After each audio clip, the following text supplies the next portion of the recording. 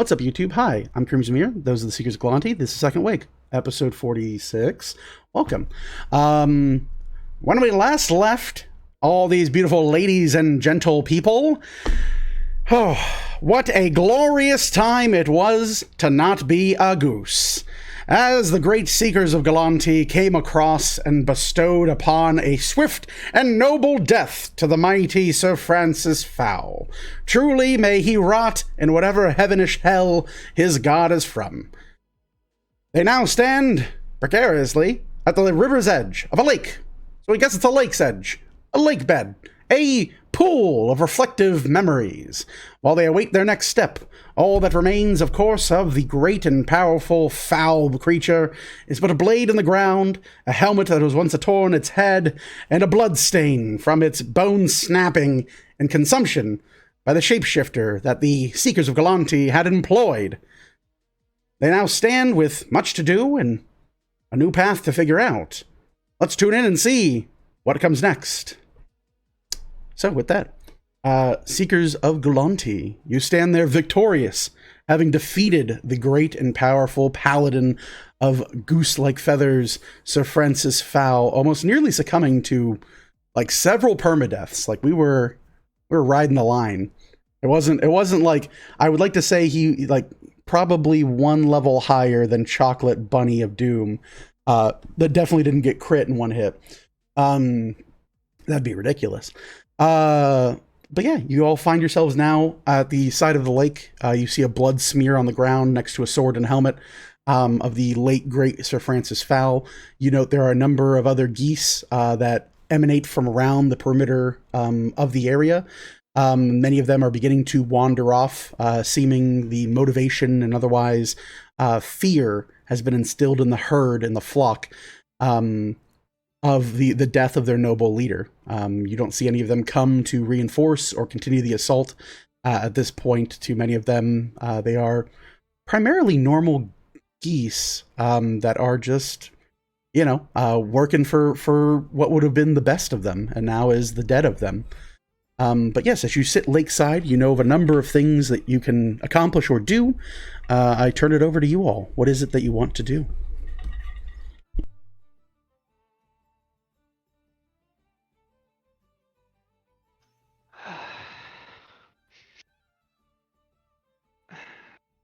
Good job, everyone. How's everyone feeling? How we all doing? Just swell.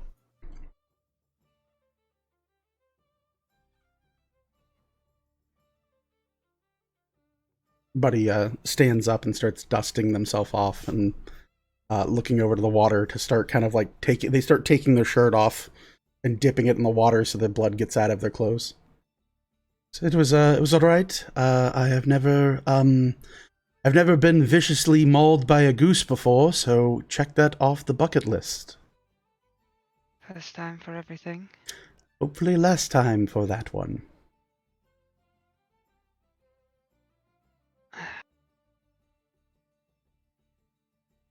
The sword has fallen to the ground, correct? Mm-hmm. It is pommel up.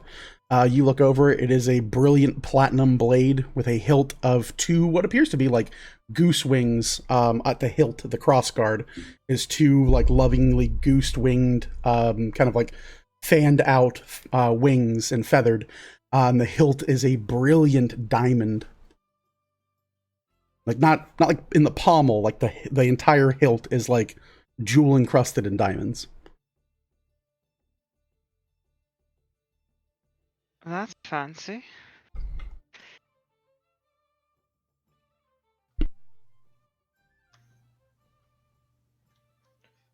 Guess I'll go over there and I'll inspect the sword a little closer. Sure. You give it an old once over. Anything you're looking for in particular or questions you have?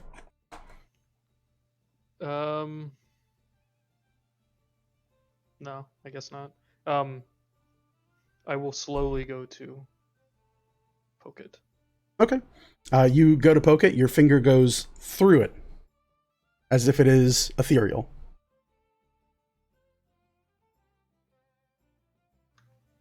Hey, Mom, something's not right here.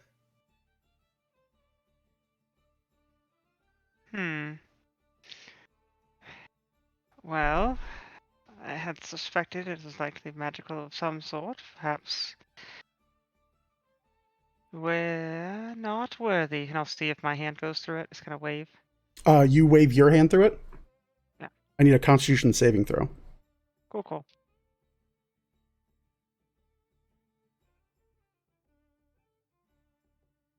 No effects I have matter for this, I assume? No. You have something that it hates in your body. Cool. I got a 4. No, That's I got bad. a 6. That's bad. It's bad. Yeah. Let's see here. Two of them. So yes, you move your hand through. You all see a small kind of like brightness. It's almost as if you've ever opened the lens of a camera on a bright sunny day, instead of adjusting it, there's like a flare of light that emanates off the gleam of the platinum edge of the blade. And in this flash, Vel, you feel a stinging burn on your still elven hand, and you feel as if you've touched a hot stove. You take 11 points of radiant damage. Your hand does pass through it, but in doing so, it seems to actually wound you.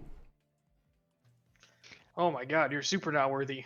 You see like small smoldering smoke coming off of Vel's hand. I have 1 hit point left. Ooh! Oh. Shit. I didn't even think about that. We are post-combat. You guys are beat up. I'm just gonna throw a healing word at her. Real quick. I'll give you level 2. You can have 10 hit points. Thank you. Jesus. I am super not liked by that. Oh, wow, that is. Then you're There's a lot of uh, reasons that could be. maybe we should just take a break here and just kind of like, you know, rest up a bit, because I'm pretty sure that glowing thing is still down there. Right. The mirror. Yeah. You said you wanted to do a thing. Yeah, I could just Before go you for a went down little there. swim. Do you want to rest first? Or I are you don't ready know to go what now? I might come across on the way down, so a rest isn't a bad idea. Yeah, we can rest, and I can use some rocks to make some noise, I guess. Do a little beat. My loot was destroyed by the mushrooms. I'll get you a new one. Get back home. Mm-hmm. Maybe we can find something a little nicer.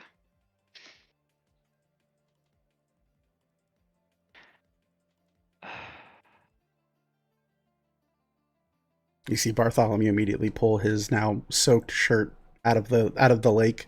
There's a small little cloud of blood that slowly dissipates.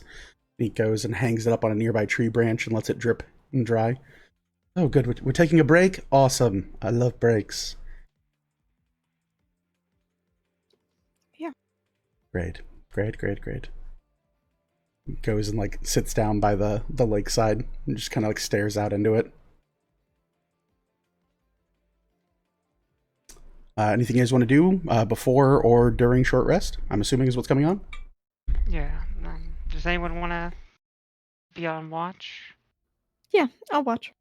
I'll submit to being on watch. I don't think it's going to quite matter whether or not I'm in fighting shape or not. So at least I can look out for people. Be on the ready. Buddy, that sounded a little negative. Are you okay? What? Oh no, it's not negative at all. Just well, it's not every day you get bested by a fighting goose, and so I think at that point it's very clear who the hero types are, and well, who the helper type is. So I'm just going to fulfill that role. Get out buddy, there and accomplish. There's no such thing as a small role. Okay? Just Right. small people. And that means Hey, I take offense to that. Orville and Cobalt Jones. They are rather small, Miss Celeste. However, I do believe that is a bit sizest. Celeste, every time you go for Heightest. a saying, it doesn't quite work out for you. You know, I didn't think that it like would work out like that. You know, this you're right. This is, I think, the third time now that it has happened to me. No, I mean, I get it. Tall, powerful, angelic, wields a weapon twice her size. It's definitely a size thing with you. I completely get it. That's Just fine. go sit over here. I'll go sit over here, out of the way. Just. All right. Don't trample any short people over there. Thanks, bye. Oh, I think I stepped on an ant. Well, that ant had it coming because you're a hero, god dang it. I think that it's a compensation for something else, if you know what I mean, huh, Orville? Yeah. Yeah, that's not weird. Oh, right. Well, I'm going to go over here and keep watch and see Bartholomew kind of like wanders away. So yeah, anything you guys want to do during your short rest, or are you guys just spending an hour to take a short rest at the lakeside? Orville wants to go find some stones to try and skip them across the lake. Oh yeah, sure. I mean, there's tons of them. I mean, even lakeside, there's beds of rocks and things of that sort. You also very easily find, even passive perception, there are like small, like almost like nests all along the lakeshore of like very shiny and cleaned up looking pebbles that seem to be in like small collections. Can I investigate that or something? Can I try and figure out what that's all about? Yeah, sure. There's some sort of animal that does that? Or... Yeah. So there's these things called geese that like to collect things and offer presents to their mates. I think a base insight of 1 or more gets you that for free. Oh, cool. Yeah. Cool. Yeah, they just collect things and they bring it to their nests. Yeah. Yeah. Can I not disturb their nests? If you'd like, yeah. Yeah. Yeah. I mean, you easily enough. There are piles of stones everywhere. Okay. Yeah. Are you? You're just gonna go skipping rocks across? Oh yeah. All right. Just gonna unwind and skip some rocks. All right. Easy to do. For anyone else, anything you guys want to do, or you guys just want to move through your short rest? Cool to move through a short rest. Okay. So yeah, easily enough. Bartholomew takes point, keeps watch, kind of just like walks the perimeter multiple times, and kind of like looks about the area. You all can roll any remaining hit dice you have. JJ, if you'd like, Song of Rest can just be a rousing speech or a hum or anything like that. What would you say that JJ is doing? She would be humming probably. Humming, okay. Just the lines to Never Gonna Give You Up, because it's one of the most earwormy songs ever. Seems good. Yep. So yeah, go ahead and roll Song of Rest, and then so long as anyone spends 1 hit dice, they get your bonus to Song of Rest.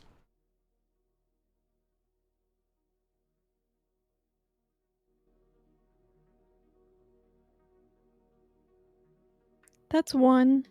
Oof.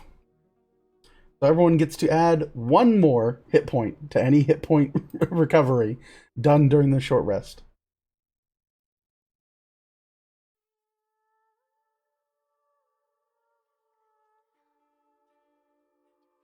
All right. And then once you guys are done with that, let me know, and we'll move on from there.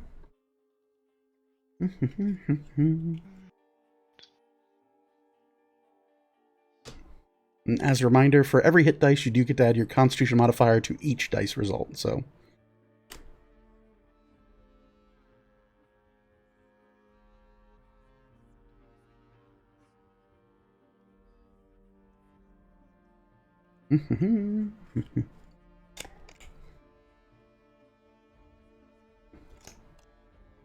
Okay, I'm good.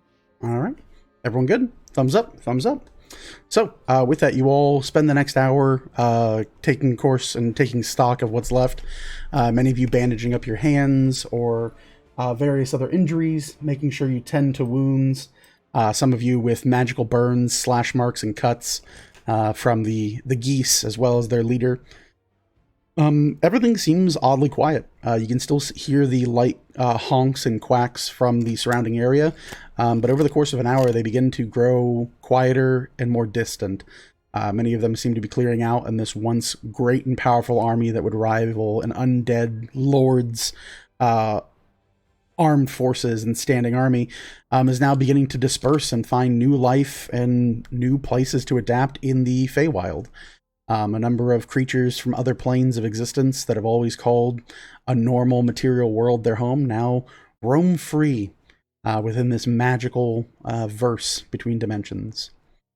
You all still stand, remaining now a bit healthier, a bit reinforced after your time of waiting at the Lake of Reflections. What would you like to do?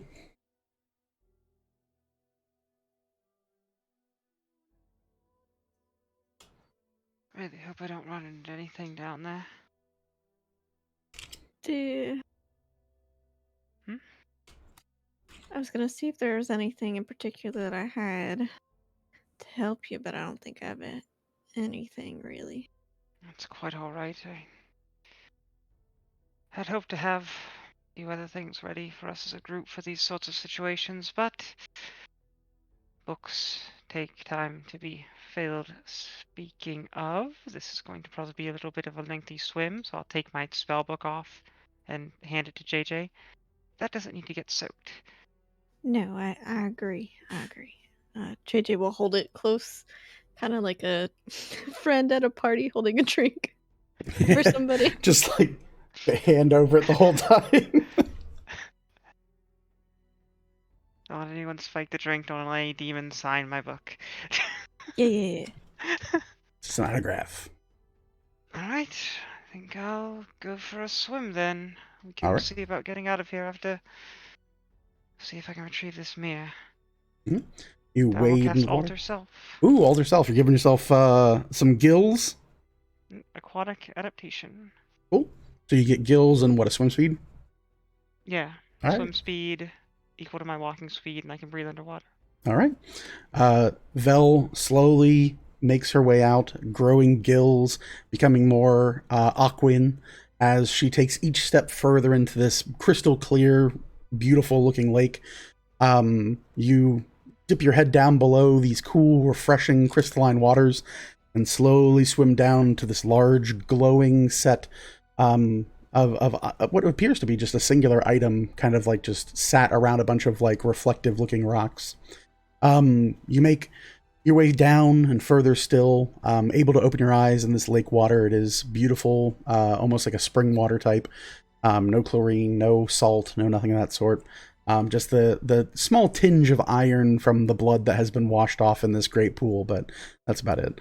As you swim deeper and deeper still, you reach a point where you realize I don't think anyone is trained in nature in this party, so you don't realize crap about why this wasn't already recovered.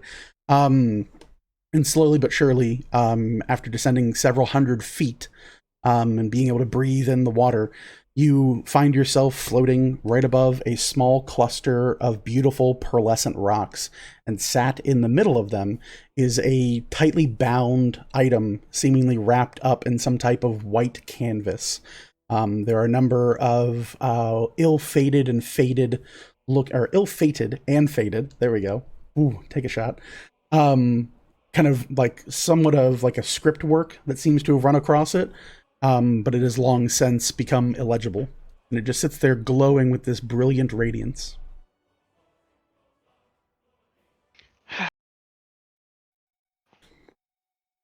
Second time I touch something glowing today. Let's see how it goes. Mhm. I will reach for it. You reach for it. In doing so, your hand crosses over the cascading light, and as your fingers near the canvas and they lightly graze it as you begin to fixate your grip upon it, you hear a voice deep within your head. And you hear, "Oh, you're another seeking a path in life, lost at sea. I will sing a song to thee and guide your way."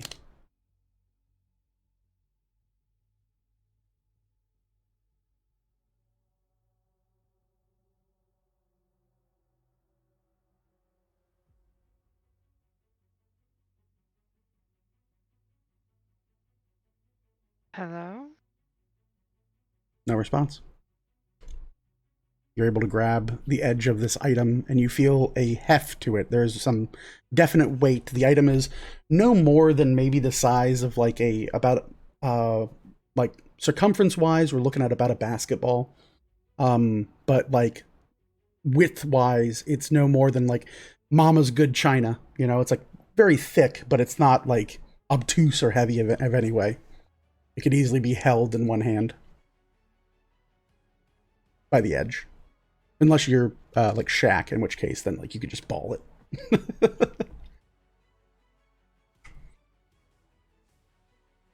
Try and lift it up and hold it close, and then feet kick, swim back up. Sure. You reach down, kind of give it a bit of a tug and a pull.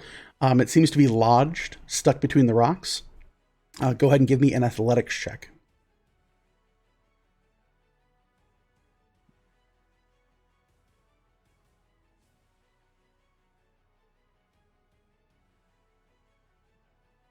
Mean. What'd you get? Natural one. Okay. Flip the dice upside down. Since you're touching this item. That's a natural 20. It comes loose in your hand, seemingly guidedly so.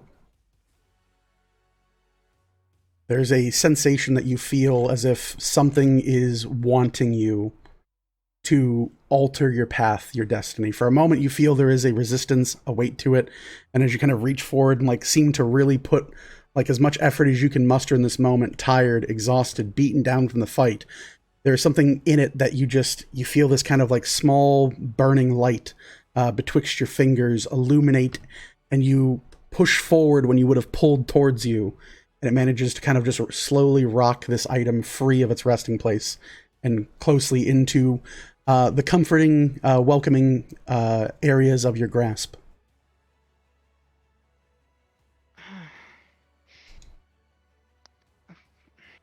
I'll start to head up with it. Okay, you kick all the way up.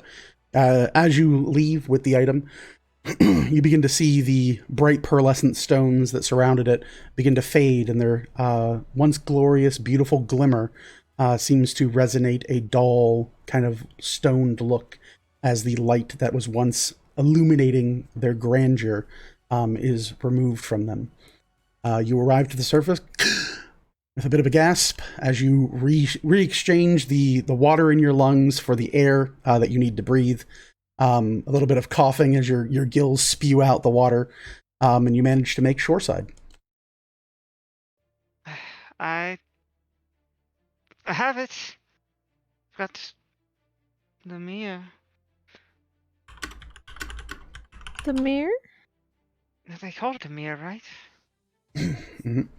Yeah, it was a mirror. I haven't unwrapped it. When I touched it, I heard a voice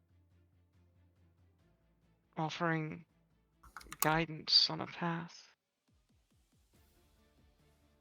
Oh.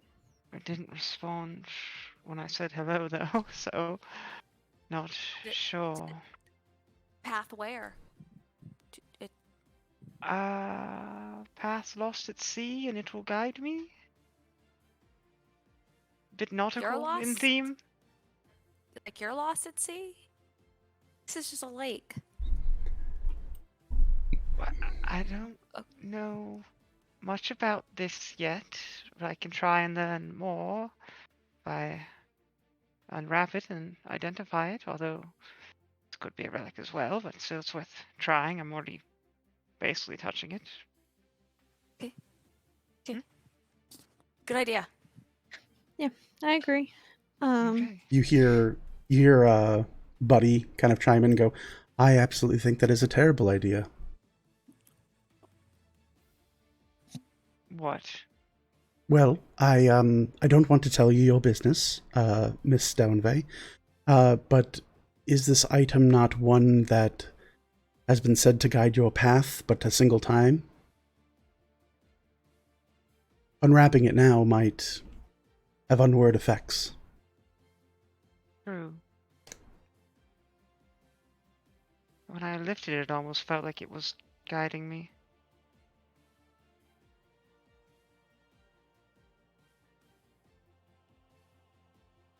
Hmm. So what, we just keep it for now? I don't know how it works, but if everything you all have been told is true, then I don't know. I just would hate to see that all of this was for naught, because the thing you look at it thinking is, where are the next cheesy doodles? I think that's a pretty good use, honestly. Well, then never mind. Kobold give me that. Jones, get the I'll get do it. reachy hands. Yeah, he does Give me that. the kobold hands, raccoon hands.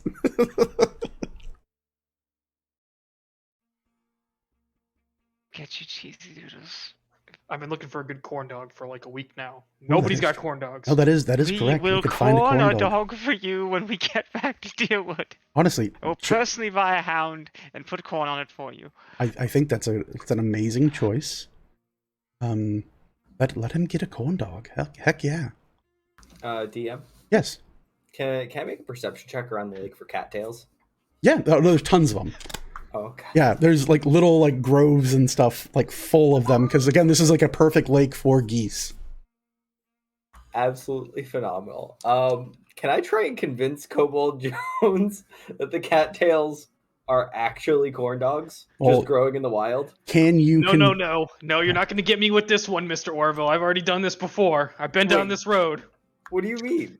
Go for a walk. Oh, look, there's corn dogs growing everywhere. Let me just have a bite. And then all of a sudden, mouthful of crap. Wait, you actually fell for that? Now, I will say, On my you're in own. the Feywilds. They- Would be different. I mean, they might We be made are. of candy. Boy. Could be way worse. Ooh, Like, or way could be- worse. Yes. Thorns. What if I taste it first, and if I can swallow it, you'll take a bite? Mr. No, here. We'll Okay. put this up a level. If you eat a whole one, I'll eat a whole one. Mr. Jones, you do not want to make this bet. He has eaten many weird things. If I might provide my counsel, you do not want to make this Buddy. bet with a goblin. Dad, I'm a lizard. Okay. That What do is you think true. I eat? I assumed for a long time it was small children, but I'm beginning to realize that it was probably racist. Extremely.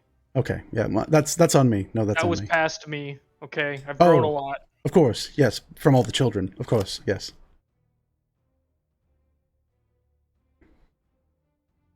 Sorry, that was reductive. I'm completely down with this. I will go and snap off a cattail. Okay, you snap off a cattail. Their roll perception when you do that. Expect to hear a cat start screaming. Also, That's not 20. A nat 20. You snap this cattail and you hear, no!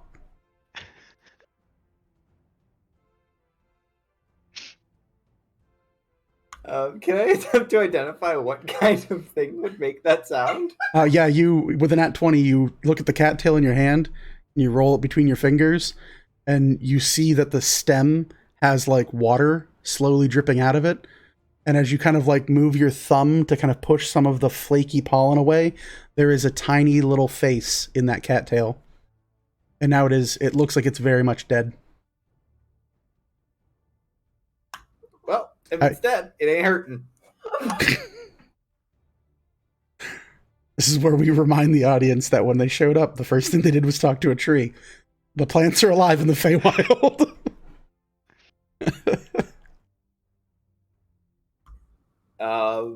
I would like to take a bite of this now dead plant creature thing. Yeah, you go in, you crunch into the side of this. It's a cattail. I mean, it's not anything different than what it is. It's just alive here. And many of the perceptive of you, Morgan and the like, you kind of hear this like whistling of the reeds, almost as if there's like it almost sounds like a studio audience from an old crappy 80s sitcom be like, ooh, but it kind of comes through as a whistling in the reeds. Yeah, it tastes awful, like a cattail should. Much coughing and sputtering Yeah. to ensue. Can all I try and like dunk my head in the lake and wash it out of my mouth? Yeah, of course. Yeah, you dunk your head in the lake and big heavy breaths, and you see some pollen, like some of the little like dandies, kind of fall out of your mouth. Alright, you win this one, Kobold. Wait, but I didn't even do anything yet. No, Take the just win. take the win. Yeah, just take the win. Just take the win. Just take the I win. will not just take the wind, okay? I gave my word. Just no I'm sell on it. a bet. I'll Just go no- He didn't snap eat one it. off. Like, you shut s- up, and I'll You snap it one off. and Roll eat it perception. immediately. Yeah, oh yeah, No, that's fine. just immediate. Yeah, someone hears a scream. Go ahead and just make me. You're gonna try to eat the whole thing at one go. Yeah, Cobalt. Yeah, make me. and I'm not spitting it out. Actually, if I no, can you're good. Yeah, you auto succeed because you don't have a gag reflex. Yeah, you do it. I'll just stand there looking like it's not bothering me, even though it's like I hate it. Oh, It's the like back of your throat rubber itches gun. like crazy. Yeah. But It's I'm It's awesome. about to pretend start like- expanding out of his Yeah, it's throat. like, I'm gonna pretend like it's no big deal though, right. but it obviously looks like it's a big deal. Well, this has been tremendous. Miss Jones, Mr. Lee, I just, right. Can we just, point of order, if you continue to make bets against each other, this is like a thing you're going to do, can we just make a ground rule that it never involves the safety of other folks?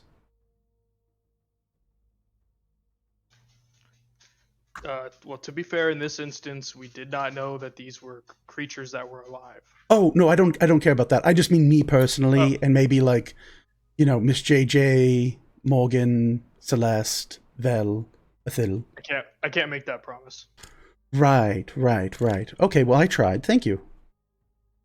He immediately gives up on the idea and just walks away. I was gonna give him some leeway, but if he's walking away, well, Oh no, he does. He knows better than to argue with heroes. He's not that guy. Are all of the geese gone? They've deserted the area over the last hour or so. From what you can Okay. tell, they are migrating away in various paths, and they are a lost flock at this point. Since I know they're gone, can I go and start looking for a little goose egg? Ooh, yeah. Give me an investigation check. could I assist as I walked around the lake and walked past a bunch of nests? You're coughing up cattails, so I'm gonna say no. All right. Let somebody else roll for once. Let's do that. I will assist her. in There you go. searching That'll work. You haven't done for anything. goose That's fine. eggs, because I would like a Ah. couple to make scrambled eggs. Oh God. Oh, Actions left. mine's 15. 15. Okay. JJ, What are we rolling? Perception, you said? investigation. Investigation. Mm-hmm. That's an 18. 18. Okay. The pair of you walk around, and yeah, easily enough, following just like where Orville had walked around already. You see these little nests full of shiny stones. Taking the edge of your boot or anything you'd like, a hand or tip of the sword, you're able to flip them and kind of like roost through these nests. And there are a number of very large geese eggs that were left behind because this is where a bunch of them died. Okay, can I scoop it up to make sure not to like tilt it over Uh-huh. and kind of like raise it to light to see if it's still viable inside? Oh, sure. Yeah. You're not trained in nature, though, are you? No. Okay. So give I'm trained me in survival. survival work or insight in this instance, too. You're trying to insight? discern. Yeah, you could roll insight if you like. This is like, is Celeste good at high school biology? 23. 23. Yeah, you look inside and you can see a very dark kind of cluster in the middle of it.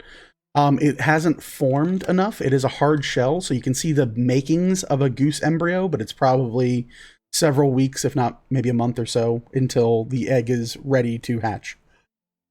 But it looks like it's still alive inside. Looks like it has been undisturbed and was covered by rocks.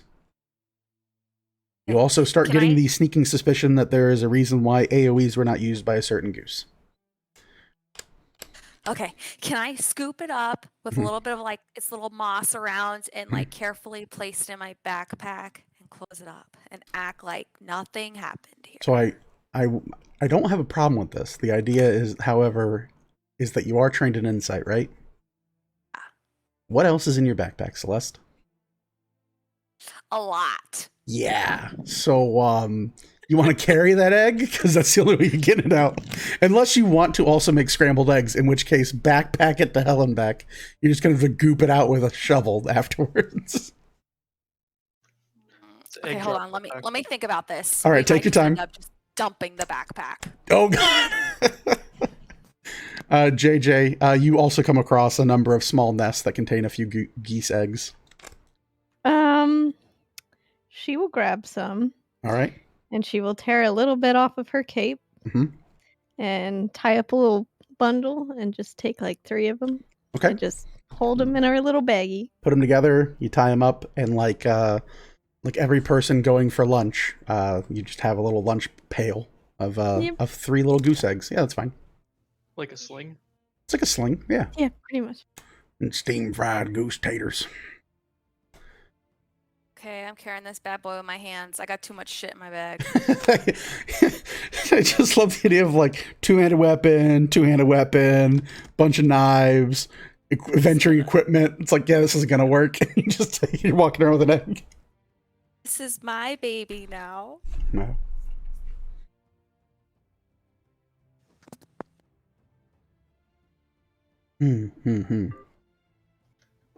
So the mirror in my backpack, I'm gonna wrap it in my blanket though, so it's even more protected. Here's my question: what else is in your backpack?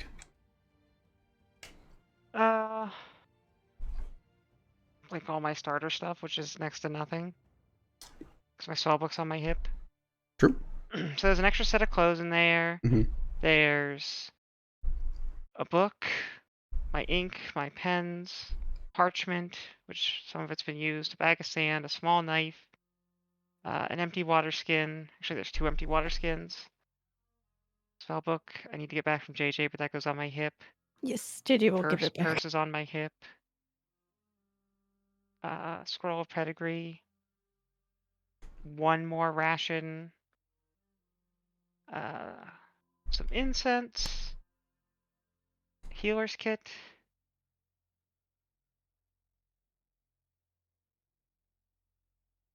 A crude self-portrait drawn by an old friend. Yeah.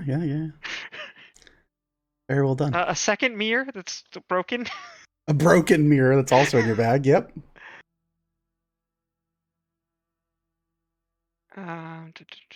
So far, provided that you take out the knife that's in there, you shouldn't have a problem. Yeah. But if your bag's full of like, there's a climber's kit and pittons, like No, that's probably the only bad. kit that's really in there is the healer's kit. All right. Everything else is like soft stuff. Yeah. You neatly tuck in a relic into your backpack. Can JJ attempt to pick up the sword by the hilt Sure. and not touch the blade? Can I have my book back?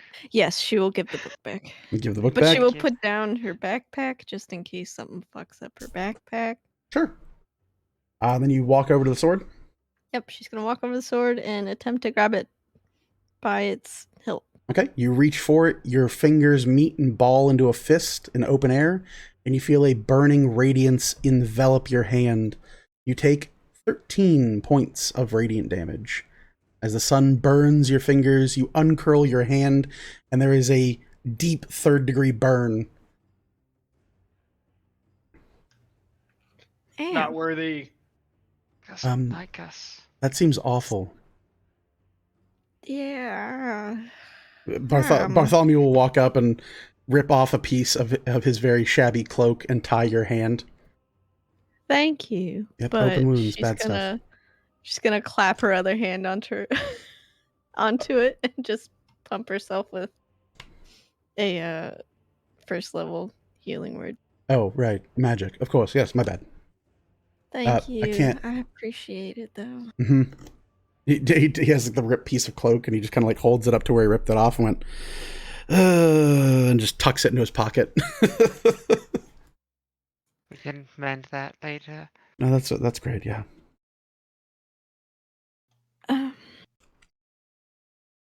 Right. Does anyone else want to see how much this magic sword hates them, or should we see about getting back home? So, if I'm thinking right, which I hope I'm thinking right, who knows? We're in the Feywild. But you, me, me and Val have heritage here. I'm not quite sure where Kobo Jones has heritage. Kobo Jones tried to touch it. Yeah, he did. But he wasn't worthy either.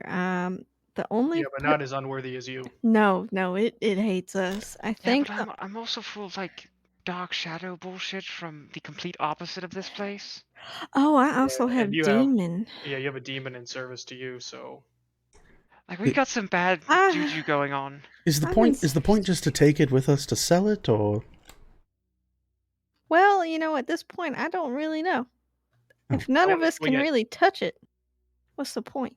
I want to feel the weight ratio. oh sure. You're having trouble like lifting it out of the ground or something? Can't touch it. Oh, I'm gonna walk over and try and grab the sword also, sure. because I am also a glutton for punishment. Yeah, why not? You reach for it both hands, and you right through the middle of it, as if you're touching a ray of light. That's it. Not worthy either. I'm Well- so curious now. Can I try it? Yeah, you walk over. Morgan, you dexterously kind of reach for it, and you put your hand to go touch it, and for a moment you feel there is something, like there is a physical thing you're about to touch, and then your fingers dip through the hilt of it and clear through the other side.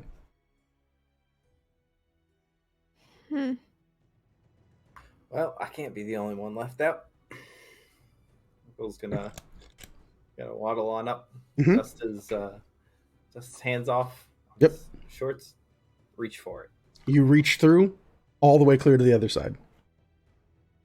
Huh.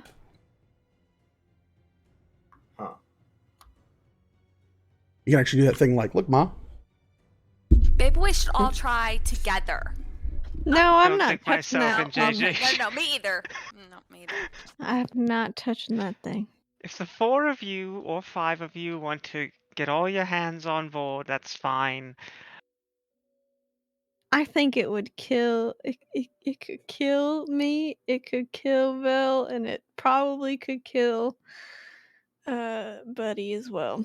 I don't Buddy, think we try? should. No, but I. You Try could what? try touching the sword if you'd like. Touching that sword? I'm not very good with swords. Yep. I mean, I could. Is that what you want me to do, Celeste?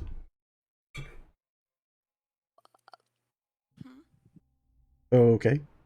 Dad, it's a sword of great heroism. It's worth a shot. Sure. Whatever you say. I don't quite think that's exactly what it is. Bartholomew walks over to it, looks at it, and just kind of like pushes one finger against it, and the sword kicks up and falls onto the ground. It's a piece of metal. He takes his What? cloak off and wraps it up. He goes, whose backpack does this go in? You've Buddy? seen all of our hands Goes in go your through it backpack! or get. I have his backpack. Don't put Yeah, it on me. Don't put it on JJ. Okay, no, don't. Here, put it. Here, you can put it in my backpack if you want. Sure, okay. And No, I think you should carry it. he kind of like takes it, and you see like this. There's like a bright, radiant light from underneath his cloak as he's kind of like knocked it over, laid the cloak on top of it, and rolled it up, and then kind of like goes to put it in your backpack, and you feel the cloak kind of sit in your backpack, and then you hear thunk, and the sword falls through your backpack as if it doesn't exist, and sits back in the ground behind you. See the problem now. Bartholomew. Yeah, you gotta hold that yourself. What? Yeah, I think it's. I have to meant for carry it? you. Does that Yeah. mean that? Does that mean that he's the best of all of us? Probably was- that I mean, does check out. Yeah, That's- to be no, honest, that makes not sense. You possible. are the best of all of us. Yeah, Not really Purist. true at all. you're the most pure. What do you? I will have you know, I am. You are the worthy one, the chosen one, I don't the know. one who must carry Oh my this sword. god, He's worthy. this is the lot of story slander of going. Bartholomew. This We should is. start That's a what book. we're doing. We should. I feel like be you're taking his the war piss at band. this. Without We your should be pen, his war JJ, band. this is the moment we've been waiting Bartholomew, you have seen all of our hands either go through it or be burned with radiant energy, Sure. but you can touch it. So what does that mean? You're a scarlet individual. What could that possibly mean? I'm a squire, and it recognizes that I should carry this for one of you to use. No, That's it what you means that got? you are amazing. None of us can use it, Dad. You're Also- amazing. I can't use it either. It's a blasted sword. Well, you Here, try- can. you hey, can- try to Well, hit you me can with it. hold it. You can Try to let hit me me with use it. it. You try to hit you with? I'm not Try going to hit me with it. I'm not going to That's strike you. Okay, now hold on.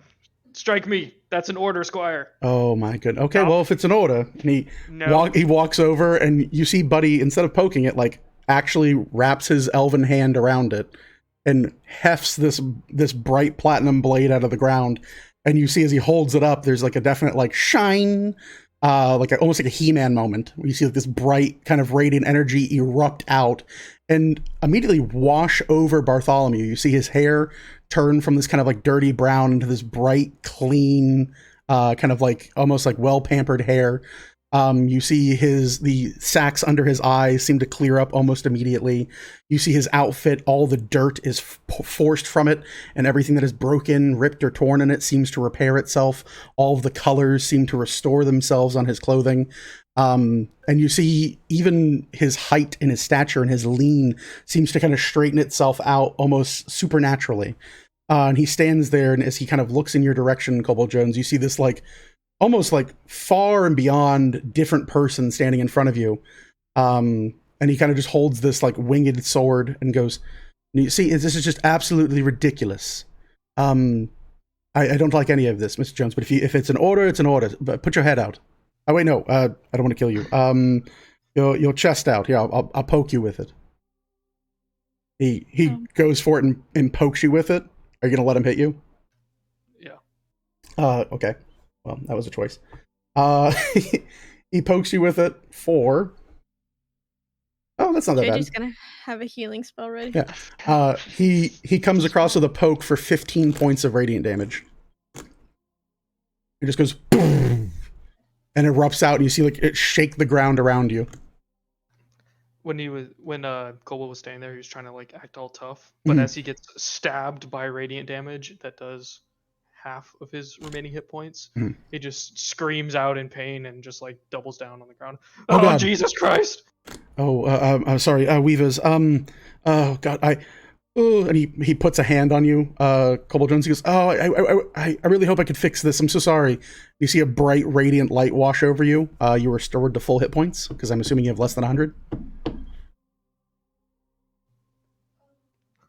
You just see it mend the front of you, and he goes, oh, that's Buddy? neat. Do you think there's something special about that sword yet or not? No, I think, Mr. Jones, I don't want to worry you, but I think you might have gotten infected by that shape-shifting thing. I've seen a regenerate before. That was you, buddy. No. Yeah. That No, not energy possible. literally came out of your hand No, touching absolutely him because possible. you are gripping that sword right now. And you see Buddy like drop it, and it like lands in the ground, and then goes all the way through the earth, and then floats back into his hand. He's like, "This is, that's not good. I've been cursed. This is it. Help! This is it. Help. This is the band of Buddy. Do you hear any voices in your head or anything? You know what? Besides Now the that you usual mention ones. it, now that you mention it, there is someone like hymning in my ear, which is awful. Hold on. He turns and flings the sword into the lake, and you hear a big splashing sound. He's like, there we go. Solved. Problem solved. And it whooshes out of the water and back into his hand as soon as he like points in any direction.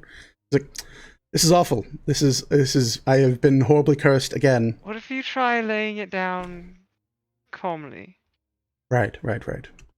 He sets it down on the ground. He goes, there we go. And as he opens his hands like forwardly, across both hands, he's like, Weavers in heaven. What? Ah! Well, you get to have your sword. You don't have to take it out all the time. You can I just. don't It think could you be a wanted the pretty sword. thing. It could be a pretty thing on your hip. That's it. Do you think it? I wonder how much it sells for. I don't think you can sell that. I'm pretty I don't sure think it someone will buy wants to this be for me. It, sold. it has diamonds in the hilt. Miss Yeah, Lightning. but that's if that sword wants to be sold. I don't like this at all. I'm not a fan of it. Everyone, I think it's pretty awesome, buddy. Mm-hmm. Mm-hmm. There's a lot of problems actually. Anyway, Mom, how do we get out of here? I wonder if it can follow you across planes. But if you really don't want that sword, lay it down and keep your hands closed. And when we transport back, we'll see if it follows you or not. Okay.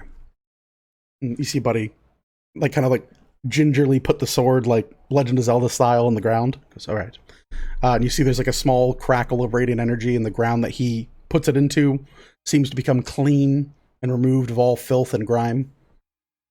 He goes, right, just stay right there, scary thing. How do we leave?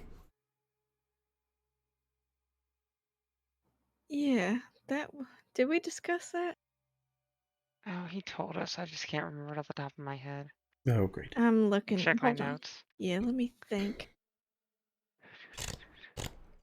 You see Bartholomew walks away from the sword and goes and picks up the little, like, discarded helmet.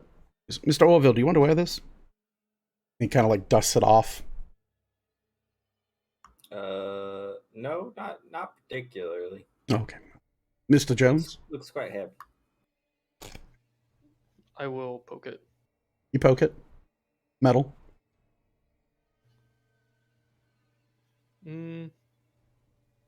I don't know. We should hold on to it probably though. All right. He Fine. said he'd be watching Puts it under his arm. us to return us. Job's done, Montserrat.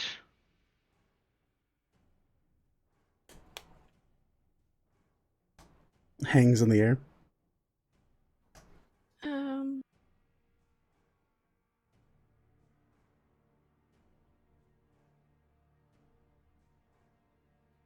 I got one thing I can try and only one chance to use it.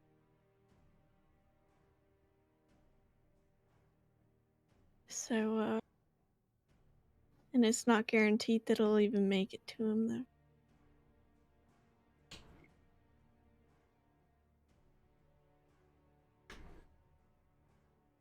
What you're thinking, but I have a different idea. Can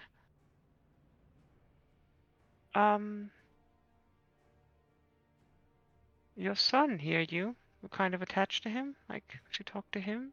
You know, I don't know. We haven't really been apart, so we haven't had to do that. I'm sure I could sit and try to do that. That's a good idea.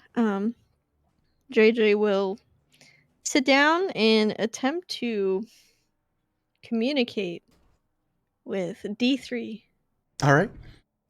Your choice. You can either make a charisma check or a religion check. We'll do a charisma check. All right, go for it.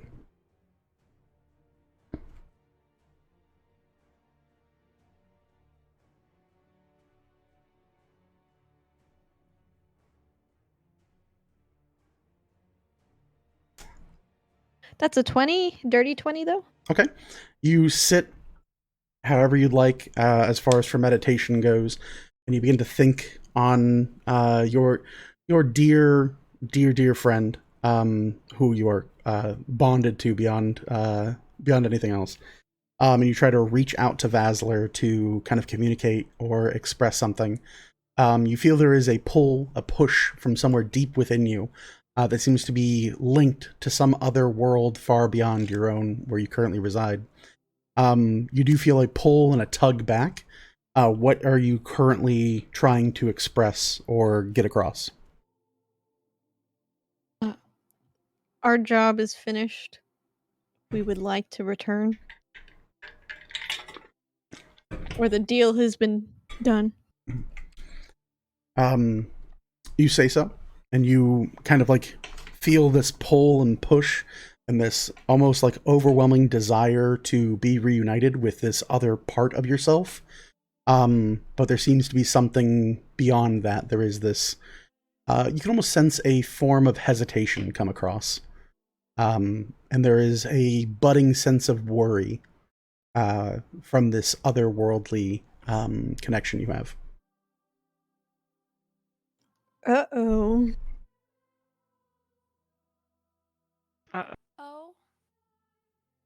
Oh,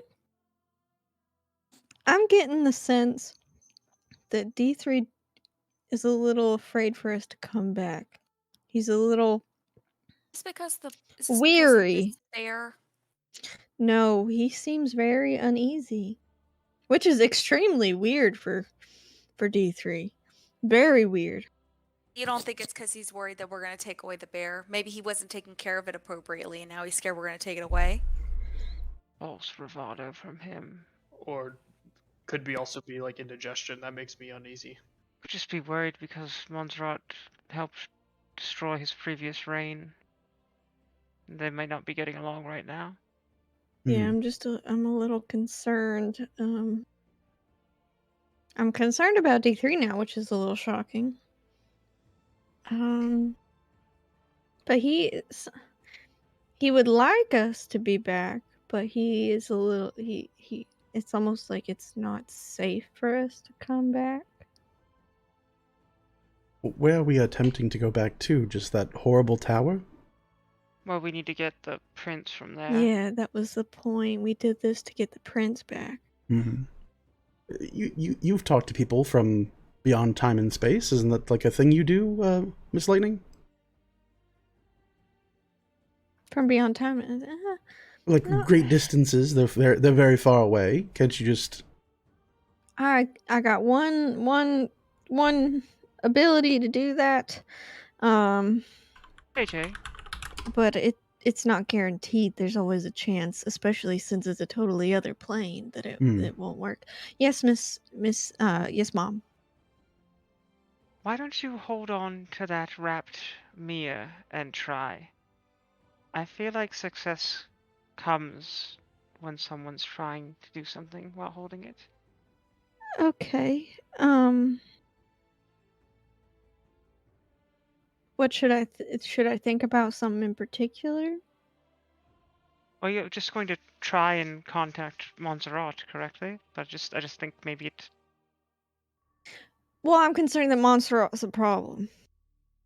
Well, he's our way home.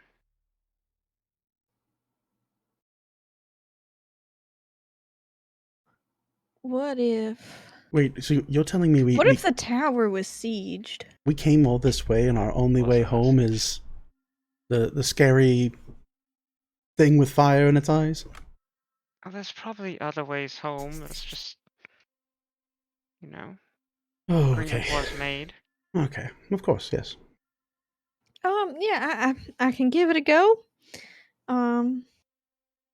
If you want to hand me the mirror, I will try my dangdest to contact Montserrat. Yeah. Is everyone okay with this, or are we not feeling trustworthy of him? We should try and find a different way home. I will stand on record as saying I have never trusted him. He is terrifying. Hey, I'm not really good with the magic stuff, but that weird naked cat dude, didn't he say something about how we had like a gift of the Fae or something, and that could be used to help get him back to our world? Is that something that helps us get back to our world? The egghorn he was talking about, I think. Yeah, I think so. Oh, And that was for us when we're back there to take him then. Was, I think, his meaning. Yeah, but I mean, maybe it's the way that we get back in general. I mean, I don't know. You're the magic person. I remember that little weird thing he said, and I didn't understand it. I'll do an Arcana check. sure. Go ahead and roll Arcana. Can I do the same? I'm also trained in Arcana. Sure, yeah. Pair of you can look it across. If someone wants to roll advantage or however. Or two. That one. Nat 1. Okay. 21. 21. Okay. What'd you roll on dice? A 14. Okay. Can you flip the dice to the other side? What's directly opposite of the 14? Oh, I lost it. Where is it? There it is. A 7. What's your total with a 7? Total of 14 then. 14. Okay. The pair of you look it over. As before, you don't quite seem to know what would be best for this acorn. You kind of look it over. There is a sensation that there could be something unnatural in this very natural thing. But between the two of you, there's nothing that you can really piece together that would offer insight into what power it may or may not hold. Can you use the spooky ghost guy? Spooky Wait, what now? Out of character, can we see him whenever she does identify? You do see this large shadow over Vel's shoulder whenever she uses identify. You want me it's- to identify the acorn? I mean, yeah, if it doesn't, you can't get anything out of it. We don't even know what it does. No, Well, I is it- can. So you see Buddy like, well, here's the thing, and as he opens his hand, you see the sword back in his hand. He's like, son of a bastard.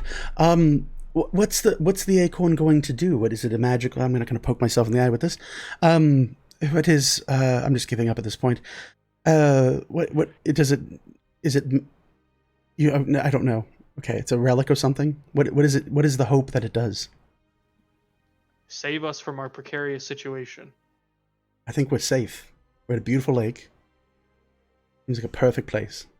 We are safe at this moment, but we still need to finish everything. We're also probably not on the best terms with, the witch over in the Happy area. She probably won't be too happy about us sticking around for longer. I don't want to see where that avenue goes. Right. Okay. I do have a couple of business cards of that one No. associate. No. You have a It's business associate? Last resort. Absolute It's last resort. it's an absolute last resort. I just want to let y'all know that I have a stack of them. I took a bunch just in case Why we did ever you take needed so it. many? I was thinking about burning the one that I took. That was a horrible decision on my part. For things like this. So, What- Buddy makes a really good point, though. We are by this really beautiful lake, and you do have that acorn. Maybe we should plant it here. You could plant an acorn. We could grow a tree here. And we could spend, I don't know, like a couple years just finding ourselves and how to get rid of this horrible blade. I like this idea. Right here. You know, kick our shoes off. Yep. set Maybe up we like can build a- one of those swings. Yeah. That we could just relax by the water. Yeah, of course. I'm with you, buddy. Yeah, I'm completely for it. We could do like an archway, like one of those. Oh, I'm gonna stab myself. We could do like an archway, like it just kind of, neat. Maybe put like a little tree house together. That'd be kind of cool. I could also try and contact Lady Gulanti. Could contact the lady. Yeah. What is she going to do? Can she? She's got money. She can do anything she Oh, wants. right. You have money. Technically. Money is a superpower. Money, I'm sure, Yeah, but could then find a way back. we owe her money, and I'm trying not to owe her more. That's why I'm with you. So Wait, what? You owe her money? You're broke. You are indebted to Lady Galanti? I'm rich in experience, not wealth. No. Hold on a second here. Wait, you said you you told were- me that I was poor, and you have a debt to someone. Yeah, but I mean, like, I got that paper, but Wait, I owe it to someone else. when did y'all work for Lady G? Plot twist. It was a long time ago. This was back when we was chosen before you became all jaded about the whole thing. Yeah, pretty much. So, what happens if you come back to? So, do you think we should plant that acorn, or what's up? No, because I don't remember Just what the acorn does. I don't like where he's moving the map. I'm so scared. What are you talking about? We never checked out the acorn.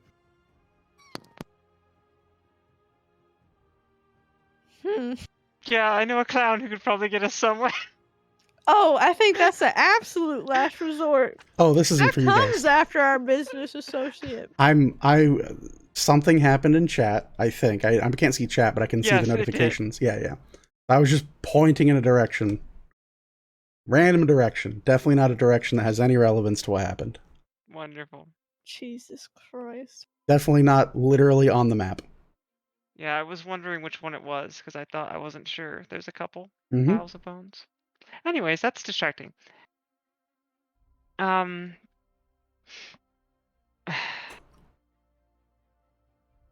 Well, Montserrat sent us on this. He could be betraying us. D3 could be nervous for any myriad of reasons.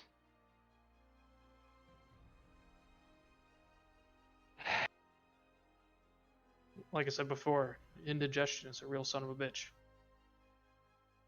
I'll give it a go trying to talk to Montserrat, but then I'm pretty tapped, y'all. It's all right. We could always just sleep. Nothing seems to Yep, go wrong I when we can. all sleep. Just history-wise, like that is what he said. He'd be watching to return us when we were done, right? Mm-hmm. That is what he said. Okay. Yeah, I'm just a little concerned that maybe, the castle was sieged, or maybe he moved on. It's been a long time. He said this was his biggest enemy. Singularly Maybe we're greatest not- enemy. Maybe we're Yeah, not so done. that's what I'm thinking. Maybe there's something else that we're missing. Well, I don't want to stick around and find out whatever we're missing. Can we? Is there Is the goose body still there? No. Wait a second. He Well, points at like the blood stain. He goes, "No, I think he's gone. I think that has flown the coop, as they say." I But don't that think it's because sword we had is Buddy there. pick up the sword. Okay, yeah. I think that might be it too. But he just holds Oh, it and goes, no. I don't know. Like, what do we? Do I can't throw it away. Yeah. I mean, how do you normally get out of these kinds of places? Like, is We'll it just like cut your arms off, buddy? we're not cutting my Oh, arms you off? can't No, have thank it, you. and I it'll be veto that fine one. again. Nope, not doing that. All right. Can, Nope. can High-level JJ magic to teleport between such places. What, like, can is there like a magical, like, what does it do? Like, what is like what's the fancy term? Like, we're looking for like what, a doorway or a gate? And as he says this, you see a big bolt of energy come out of the sword, and a big circle opens in reality. He goes, I hate this thing, and I hate everything to do with it, and I hope it dies. It would be the most powerful way to do it. That's probably home. Yep. It could not be, but well, otherwise we're stuck here. So let's go. Do we all want to hold hands and jump through? Yes. I'm sorry, Dad. I don't think I want to hold your hand because of that sword. Nope, that's fine. Yep, I don't want to hold my hands either. Okay. He flicks it into the water and like starts to make a run for whatever this circle is, and as he goes to dive, you see it fly after him. And you see this like whoop, whoop, whoop, whoop, whoop. I will Oh, not hold anyone's hand, and I will go jump through it. You see Same. whoop, whoop, whoop, whoop, Yeah, whoop. head to the portal. It's like I a, will Mhm. stand clear of this sword's path and then you see it fly right back in. jump through after. All right. So yeah, you all dipping and diving, Morgan, Celeste. Mhm. All right. So you all jump on in. In doing so, you guys begin to see a kind of a long, kind of bright cascading light as you all begin to soar and fly through this like opened rift in dimensions created by your dear friend Bartholomew. You look and you can see these kind of like cascading prismatic colors that seem to enrapture the various sides of this otherworldly tunnel. You all begin to float and fly directly through it. And sooner rather than later, you can see land. You can see a world formate far below where you're currently standing. And you all begin to kind of like softly plummet into this world. As we do so, let's go ahead and call our break there. We'll be back in, I don't know, let's call it what, 5 minutes, 10 minutes? What are we feeling tonight, guys? 5 minutes? 10. 10 minutes. So it's 8:30. We'll be back at 8:40. We'll see you guys right when we get back after break. Hope everyone's having a great night. Peace in a bit. Hello and hello. Welcome back, ladies and gentle people, all of you wonderful level 20 characters. We certainly thank you for sticking with us after the break. I am Kareem Zamir. Those are the Seekers of Galanti. This is Second Wake. And of course, we welcome you back here. Before the break, the group had discovered the mirror within the lake of reflection. They have found the power thought lost by the great Foul One and escaped far beyond visible sight. Where they are, even I do not truly know. Let us check out and see what it is that they might yet uncover as we return back to Second Wake.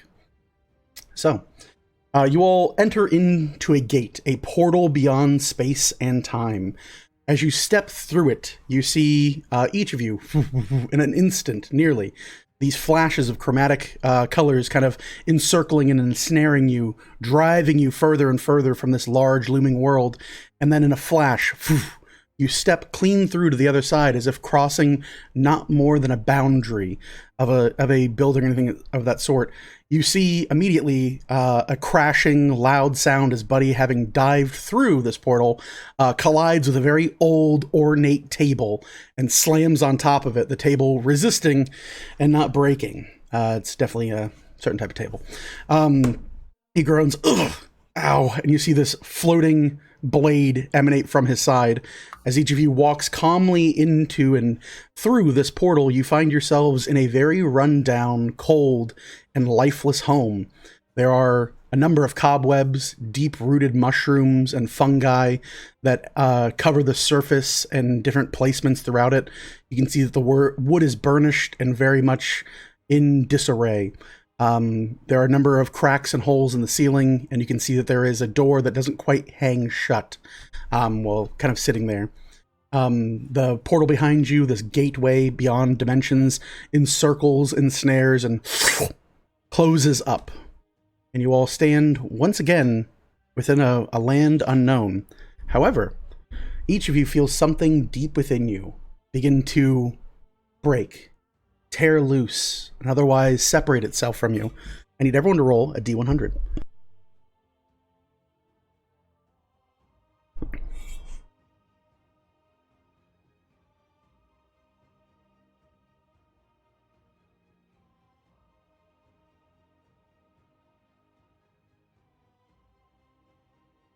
Right. Did I flip these to the opposite side? These are not D20 rolls, so you do not. Okay. That would be awesome, though. I wasn't sure. I don't know what's going on.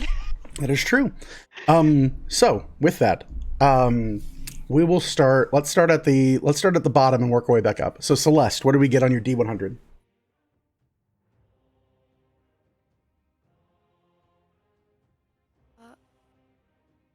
Got a 7.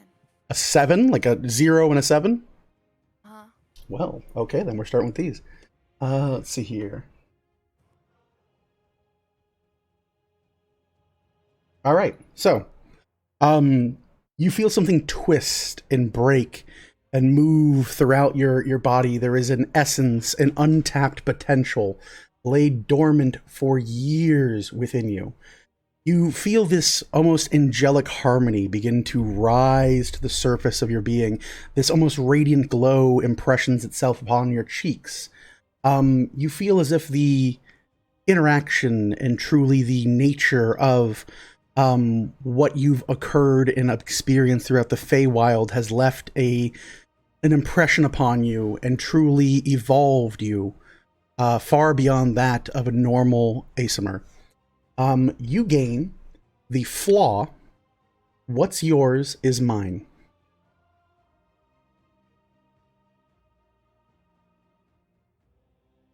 This is both a manner of speech, a state of mind, and up to you to decide to use with as you please. Specifically, you feel this almost divine right. There is a sense about you that being an angelic being for centuries, deep-rooted within you, your ancestors have always been worshipped, and truth with that have always been given tribute. You are an angelic being. You have slain massive creatures far beyond your measure. You have accomplished deity-level things, in your own opinion. There's no reason that other people should not revere you as a god and offer tribute for great and powerful tasks. How you choose to play that is up to you, but it does come with a boon, a rather interesting one, brought to us from the Seelie Court of Beautiful Things. While you have this flaw, you gain this boon. The flaw can be used to cast the suggestion spell once per day, only to ask for something in return. You may ask for whatever you wish whenever you accomplish a task, but once per day you can cast suggestion with no spell slot. When the spell is cast this way, it doesn't require the use of any material components or anything of that sort. It is always considered to be a second level spell. The spell save is DC equaling 8 plus your proficiency modifier plus your charisma modifier. Okay. Any creature who is friendly with you makes the save at disadvantage.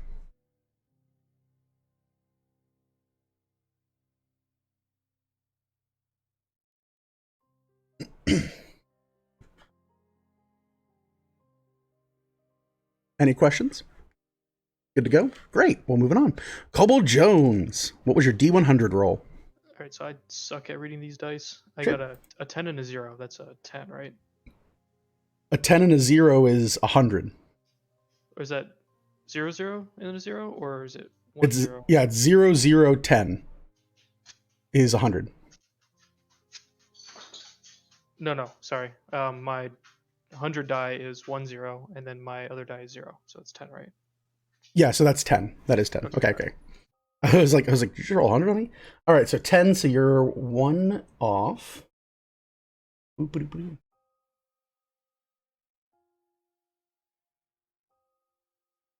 Should I make note of this? Because I also rolled a 10. You also rolled a 10? Yes. Oh, then yes, you guys have the exact same boon. This is great. Oh, God. Yeah. Oh, God. Twinsies! Which actually kind of plays into it a bit, which is amazing. So, the pair of you, you begin to feel a push and pull. There is a magnetic resurgence between both Orville and Kobold Jones, almost as if walking through this gateway has brought you to a point of true connection, far beyond familial bonds or emotional states, but truly a physical manifestation of this. Orville, across you see a number of like small kind of like itching feelings across your neck. As you scratch them, you can feel scales emanating from your throat. Kobold Jones, you see green tinges of skin in the places where your scales don't quite cover. The pair of you seem to have taken on traits of one another. You both gain the boon of connected beyond realms.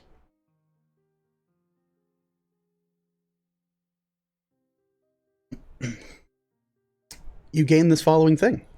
Typically, it would have been completely different, but this actually works out way better, which I'm really happy with. The pair of you feel this deep-seated connection in one another. A feeling that as you can feel your presence, your essence, your energy, your life force beat, there is a flutter in each of your hearts. There is a resonance within each of you. You can feel that as one heart beats, so too does the other. And with that, a shared soul, a shared spark, a shared will and need to live. You of course know that the most powerful Fae are true immortals, untouched by time and nigh impossible to kill. Many covet a number of things. They hide away, much as a lich would, a phylactery, or some eminence of their domain. While you both have this boon, it is a straight-up boon, you do not age, and of course you can alter your appearance to look as if you would like of your bonded partner. As an action, either of you may cast the Disguise Self spell at any time to immediately copy and look like the other. Additionally, if either one of you dies, the other one has disadvantage on every attribute check they might make. However, should you survive for 2d10 days later, you will split your soul for all time and resurrect your missing partner.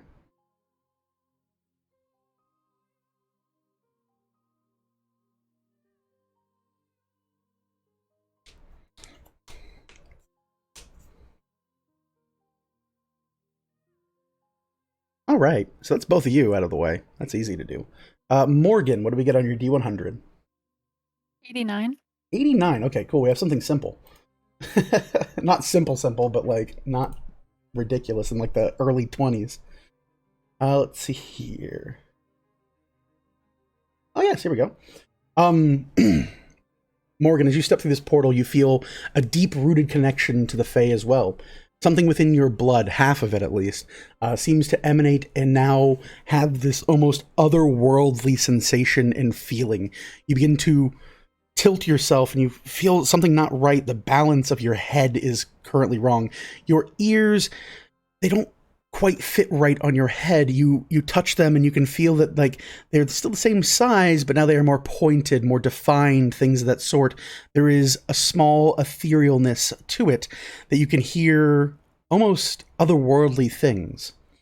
You gain the lesser boon, Truth Be Told. Your exposure to the Fae has given you an ear far beyond normal people for deceit, and your eyes have become keen in spotting illusions.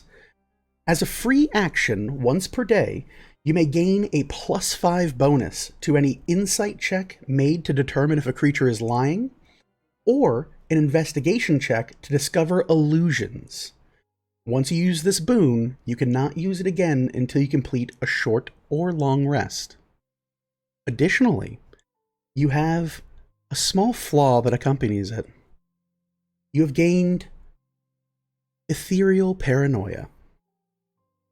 After using your Truth Be Told boon, you may see things that are not truly there, or things that are very much there, as you will gain a sensation of being able to peer beyond dimension and reality.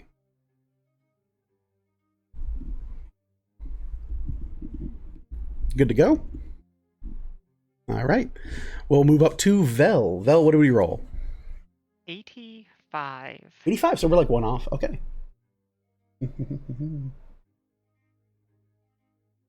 Let's see here.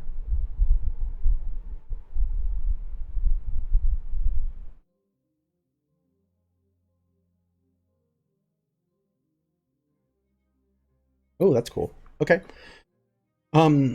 So you feel something go wrong, not quite right at this point. There's a moment where you feel your elven heritage boil within your flesh. You feel your blood as if it has been deeply charged and connected with the Feywild itself, a true heritage of any high elf to truly escape the Feywild, having both experienced, felt, and lived within this boundless thing. There's a moment, a breath, a pause as you cross through this gate that you feel as if you are your most powerful self. And then you feel something like a poison dip its pen in that wellspring of power. Your orbed arm begins to emanate with a residuing glow, seeming to immediately corrupt and plague all of this newfound wellspring of power. You gain the boon of the Ritualist. Once per day, you may sacrifice your own life, in a sense or so, to embolden and empower your spells. By using one of your hit dice, you can increase the level of which a spell that you choose is cast by as much as up to 3 levels higher than what you would normally cast it at. Afterwards, you take 3 times the amount rolled on those expended hit dice in necrotic damage. Should you die from this, your soul will be consumed. And specifically, it's go to 0. We're not talking about death saves here.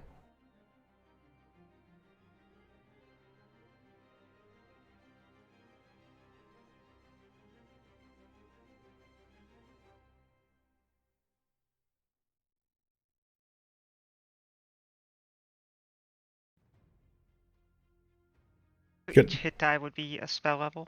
Each hit die is a spell level. And then if the resulting triple damage from these 3 dice, or up to however many dice, would bring you to 0 hit points, your soul is immediately consumed by the Unseelie Court.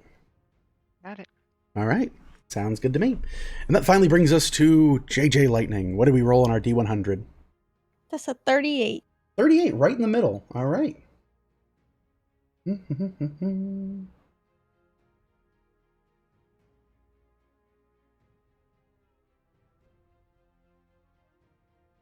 38.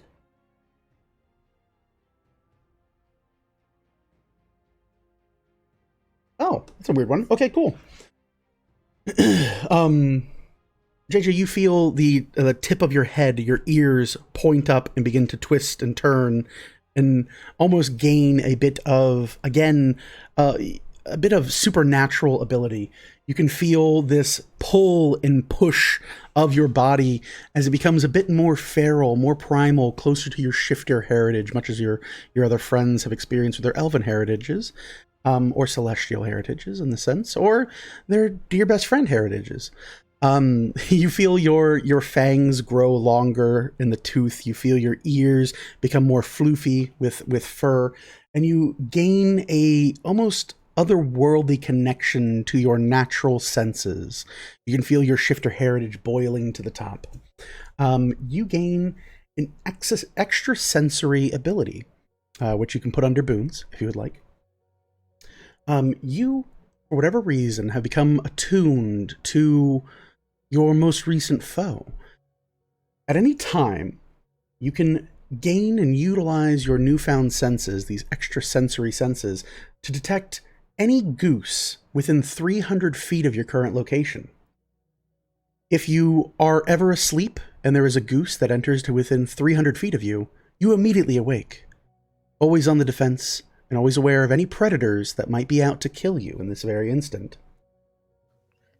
That's not a boon. That's called PTSD. It says boon of senses, and the monster type is determined by how the boon was last obtained. So it's a goose boon. But yes, while this is aware and made very present, any creatures of the avian variety, you have advantage on identifying. At any time you wish to attempt to discern their intent through insight, discern their presence through perception, or discern anything about them through a combination of your natural knowing of whether or not a predator is currently hunting you. So tear all gooses. Thank you. Yep. Rip and tear through all gooses. Rip and tear until the killing's done. That is where everyone is. As you guys cross through the Fey portal. I have a question. Yes. Can I turn into half and half? You can use disguise self to turn into one another, but you kind of are half and half right now. Like, you have spots of goblin flesh underneath your scales right now. Your claws kind of have that, like, long bedded kind of hook feeling to them, as most goblins do. And you can feel even your fangs have kind of turned. A few of them are kind of flat now, almost like molars in a goblin's mouth. I'll look at Orville. You look over him. He has a lower, almost like this like underbeard of Koboldian scales. He has his fingernails as well are kind of longer, more talon-like. And you can see that even his hair in certain spots is kind of smoothed over and begun to fall out a bit. Not from like the top, but definitely like the sides, like his like shaved down sides are kind of falling out as you can see this kind of like scaly pattern that's almost like lizard-like skin underneath. Did you touch me, bro? Yeah, probably. Seems like it. I told you this could happen. I told you all that this could happen. You've morphed into one another. That's why you don't hold hands when you go through portals. You didn't hold anyone's hand. I'm pretty sure I felt something touching my butt. I'm pretty sure it was Orville.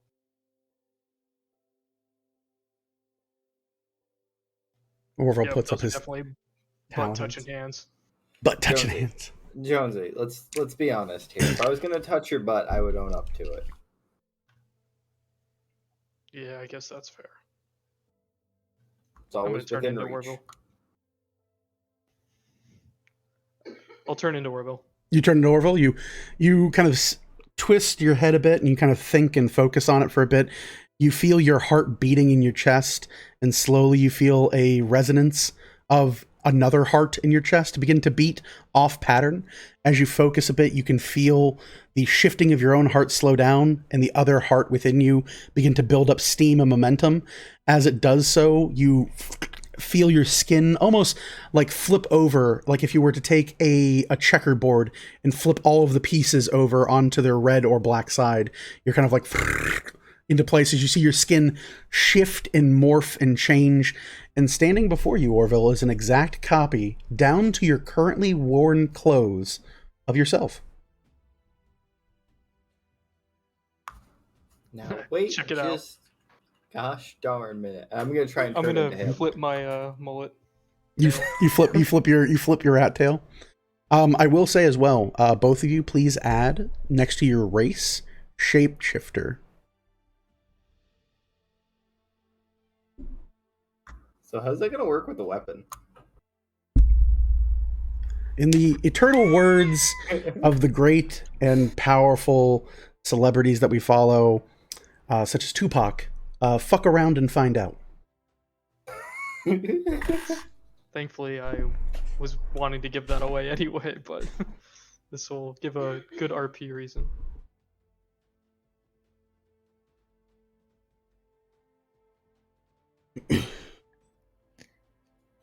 Are there geese nearby? You take a moment, your tall jackalopian ears perk up, and one angles out. You sense a bird's nest not more than 20 feet from whatever this domicile is that you have. You sense further past that, about 150 feet out, there are several more birds' nests. You sense further out, and you do sense a pond at the very edge of your senses, of which there's a duck, not a goose. Your heart rate slows down. She is going to take those goose eggs that she got. Mhm. She's just going to eat one raw. All right. One second.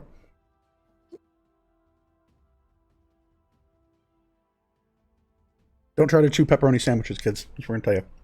Sticks right to the roof of your mouth. All right. You crunch into this goose egg. You all watch, almost, I would say in some aghast horror, as JJ Farrelly, and I mean like a rabbit with a carrot, just ooze an egg all over her face. She loses all sense of control and dignity and restraint when it comes to this goose egg and just devours it. You see the yolk spill across her kind of furred cheeks now as her more feral side has taken very heavy root within her. And as you do so, you guys can all see her eyes dilate and grow wide. JJ, you feel a surge, this hunter's instinct within you. And you feel more powerful than you've ever been. You feel faster than you've ever been. You feel as if your adrenaline has been fully unlocked and cranked up to 11.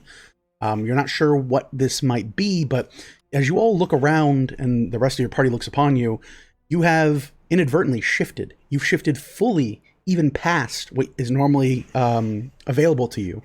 You guys look and you see this nigh 9 foot tall bestial creature standing there with yolk all over its face, licking and lapping its lips, and you can see it, a full like were-jackalope in front of you, this like almost like haggard looking creature that is very barely keeping all of JJ's gear and clothing upon it, as it is now kind of like everything shrunk a couple sizes as she's just grown so much more massive.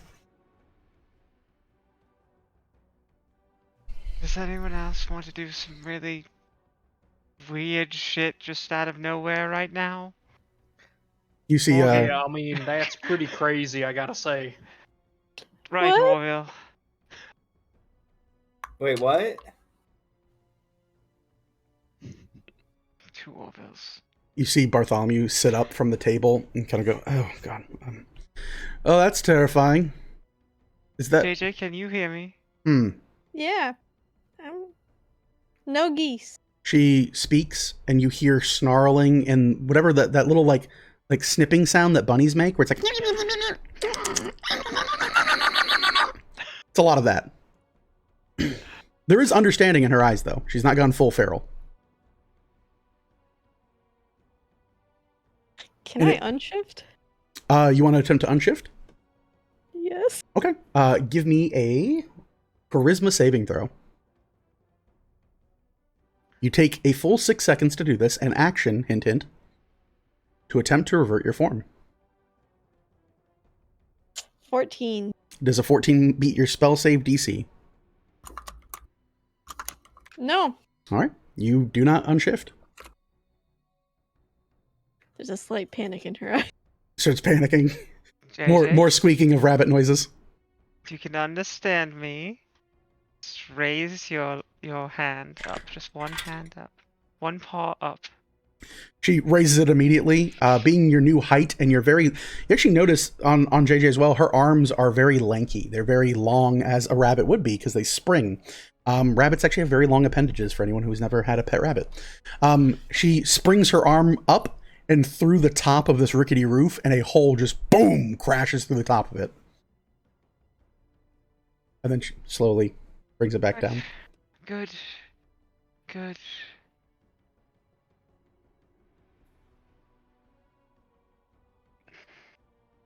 That's awful. Right. Is that anyone else going to turn into a scary monster, or are we good? I worry about that about every couple days with me, but I think I'm okay right now. Right. Oh, wait, I want to change into a scary monster. I'm going to turn into Kobold. Oh, Mr. Jones. Oh, goodness. Gave me a worry there. I saw 2 Orvilles, but I must be dazed still. Good to see you.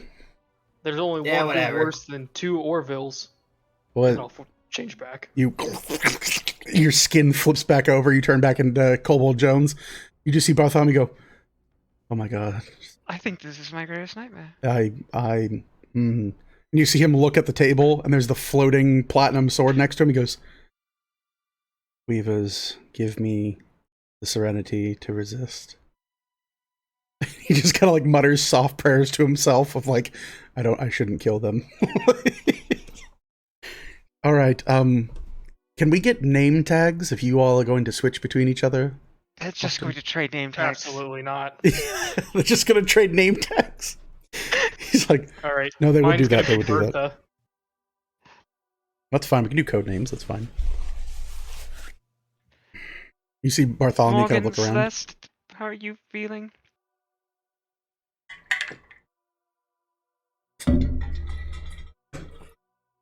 Good. I'm fine. Feel fine. Good. How do you feel? Kind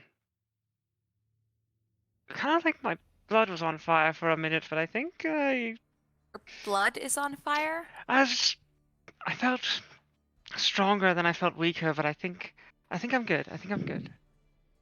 As I she felt says stronger than weaker. stronger and weaker, you see a flash of like almost like purpline, dark bluish energy emanate from her jeweled arm across her body and like around where her heart might be, and then through her other arm, and then it's kind of like a cascading effect you kind of see. Almost like there's like someone plugged in a Christmas light that dances. That. Okay, and yet you just got creepier, so I Thank you for noticing. No, you're welcome. No, you're absolutely welcome. Hey, Morgan? Morgan, why don't we go check outside and see where we are and okay. Yeah. That's a good idea. Sounds good. I'll check inside, see if there's any clues as to what this place might be. You start looking around. You start kind of like taking in the area. You see Bartholomew staring, like has like stood still. The sword like slowly floating near him, kind of how it was for Sir Francis Fowl. And he's staring at what appears to be a small mantel place overlooking a like a chimney area, and he kind of is just like staring up at a very old, rotted looking kind of like mantel place. But you look around and it's a beautiful home at one point, however long ago that might have been. Roots are coming up through the floorboards, and there are a number of things that seem to have been evacuated in like very quick order. And yeah, it looks to be about like a five roomed home, with just in various states of disrepair.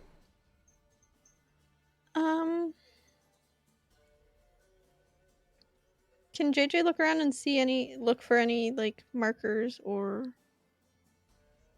symbols? Yeah. Go right ahead. Give me a perception check.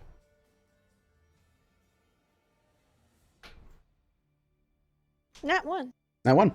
Yeah, you start looking around for symbols, and you look at the hole in the roof that you made, and you see a bird fly over by, and drool starts coming down the front of your muzzle.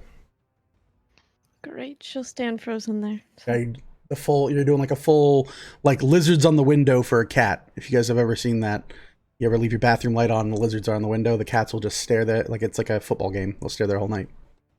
Does the design and make of this place feel elven? Yeah, I won't make you roll for it. It definitely does feel elven, but very old elven. Yeah. Does anybody recognize this place? Buddy kind of like,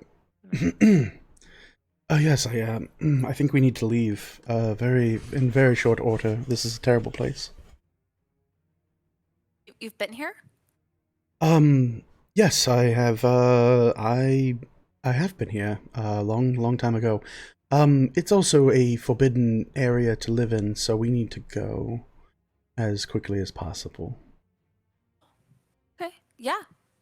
Yeah. I mean, since you've been here, do you want to lead the way? You know, we're going. Do you know where we are? I know exactly where we are, and yeah, we can lead the way. Is everyone fine to go?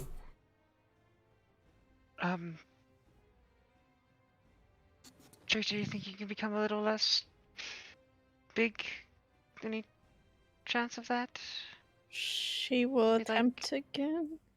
Hey, Become JJ, like a you're small rabbit. like sure you got something. Yeah. You're Make a charisma saving throw, JJ, against your own spell save DC.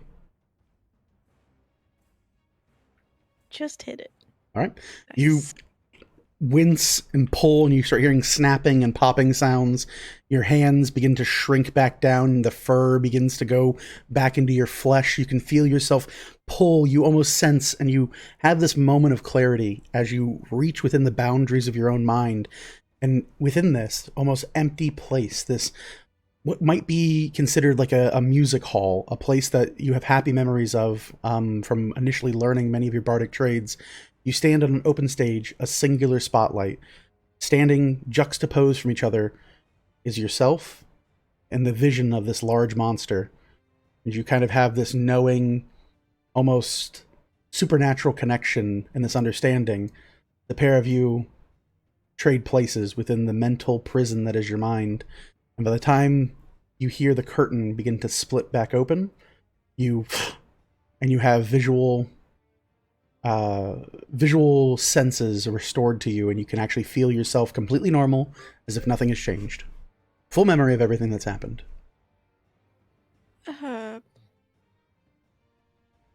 Yep, I'm back to normal. Hey, Morgan.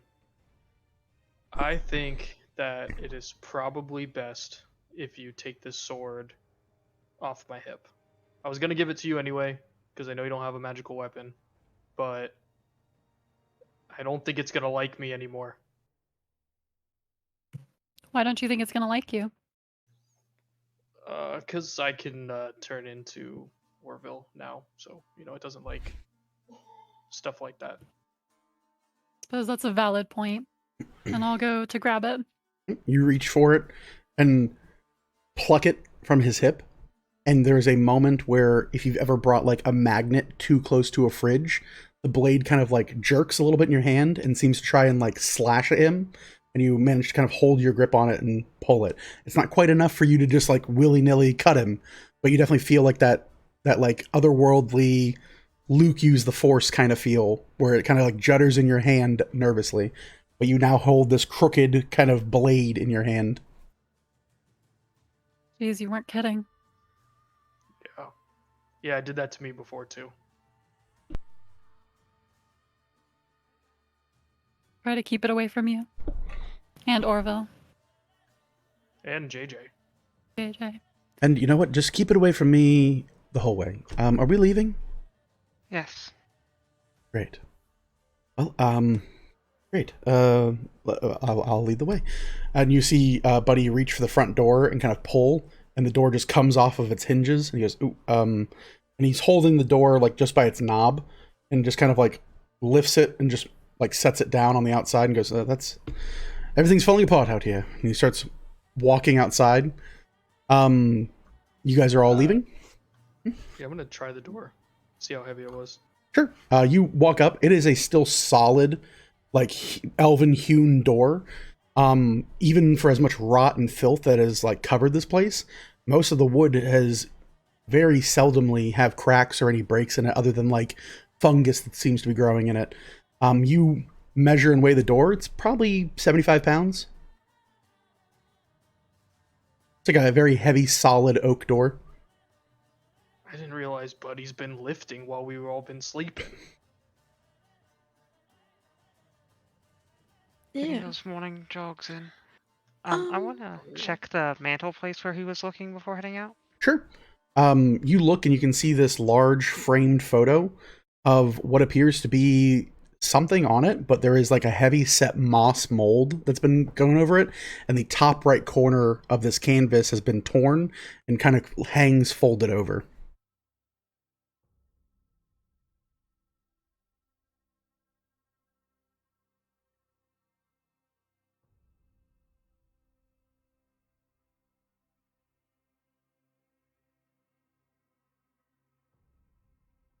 That's mage hand to kind of try and lift it up and see.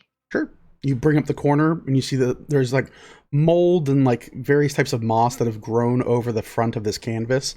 Probably at this point, your estimation, at least 100 or more years of just like natural growth. The canvas does seem to still be intact. The corner you lift up seems mostly undisturbed and molested by the moss. And you look and there seems to be like an oil-soaked canvas painting underneath.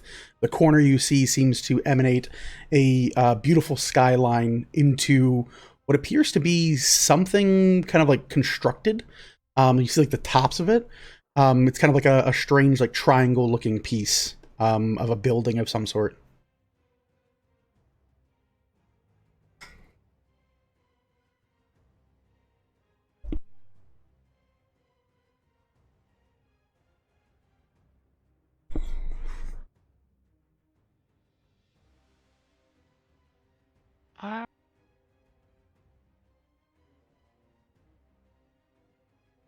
Would I be able to recognize that?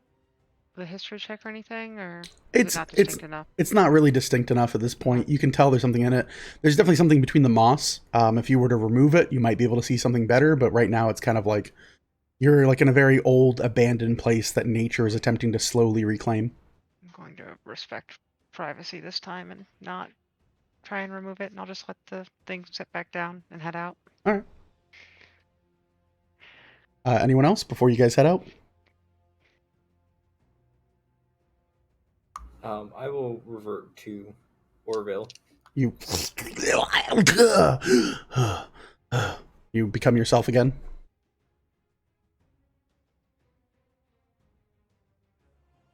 Everyone exiting? Celeste, Morgan, anything you guys want to do? Yeah, I'm gonna exit and follow right behind Buddy. Okay, you follow right behind him. Morgan? I'll exit. Okay. JJ? Yep, exiting as well. All right, as you all exit, you walk out and you see the landscape around you, this bright and beautiful shade of pink. All of the trees here seem to have these beautiful, well-faded plumages to them. These bright pink, emanating forestry and things of that nature. In doing so, Vel, you actually do recognize kind of a rough estimation of where you are. You are deep within the heart of Aurelia. You currently stand on a section of the Nymerian forest that you were always told is a forbidden place. And as you look across these rows of pink trees and bright foliage, you can see these heavy, almost disgustingly so, bright colored fungi that emanate and enrapture all of the trees, as if there is like a growth or some otherworldly thing that has taken root here. If you'd like, you can roll a history check now, but you do see Buddy shaking, like angrily so. And then I'll flip this. Yep, you flip it to the other side as long as that's in your backpack. Yeah. Total of 14 then. 14. DC is 10 to know what it is. You know that this area, specifically this kind of forbidden zone, is known in Elven as Mehora Ruan. Roughly, it translates to the Plagued Land. That's Mhaor RU with a little diamond on top, N.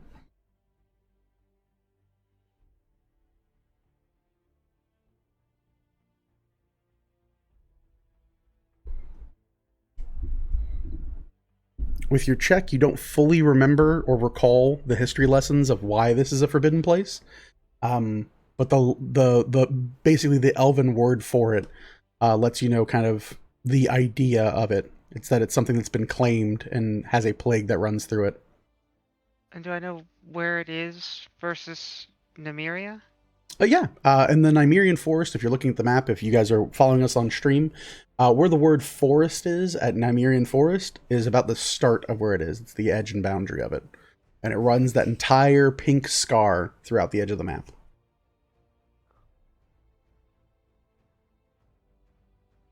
Oh.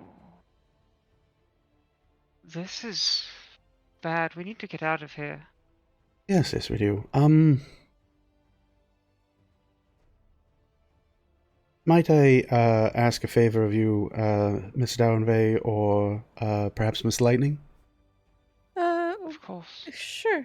Do you have access to perhaps a spell that might set a fire? Yes. Sadly, I do not. That's Are all you right. sure though? I'm not quite sure of anything here. I just think it'd be best if we covered our tracks and burned this building to the ground. It seems highly unstable and contaminated, and I would hate for some would-be hikers to find it. You. And I just think it'd be for the best if we just burned it right down to the ground. Yeah, right to cinders, in fact. You're sure? Only That's if you're what you- willing to do it. that's- I don't want to. This is my call right now. Is that what you want? Are you truly sure? Hey, Dad, what is this place? It's a terrible place. It's a place I had not seen in a very, very long time, Mr. Jones. It is a Since you were a kid?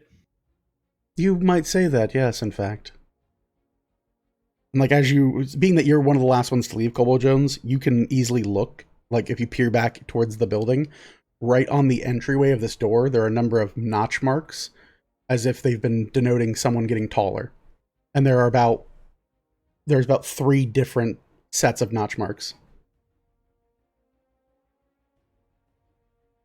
I just think it's structurally unsound, and if a camper thought this would be a safe place to stay, it definitely would not be. If we don't want to, that's completely fine. That's quite all right. I will. I just think it'd be the civilian thing to do for any wayward hikers. If I could be so bold, are you sure you don't want to spend some time here? Because I think the sword brought you here because you... It's Probably okay. because you wanted to go home. Yeah. I certainly did want to go home, and this is not... I guess, in a weird way, this has always been a home of a sense, and I've never really had another one. It's quite alright. Home is where your friends are. It's where you make it, right? No, this is a terrible, demonstrable place. I think it would be the best for the world if we just cast it into cinders and moved on with our day. We don't want to be out here when the sun goes down, I can tell you that much. Hey.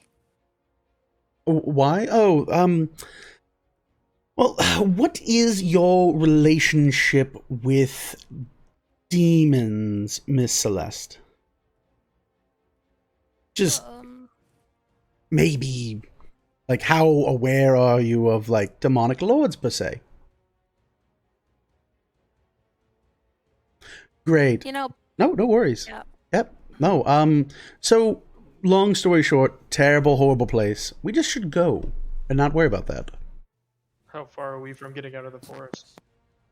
From here, we're 5-mile hike or so.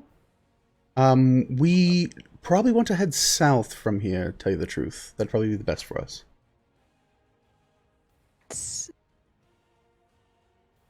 There's a river not too far from here. We could clean ourselves up at it, make way, and probably head further still. If we are lucky and we have sunlight with us, we should be able to reach the swamps of Ilzur probably by tomorrow, day after. Someone there would likely be able to help us. Yeah. Probably for the best. You're sure? So no hikers end up here?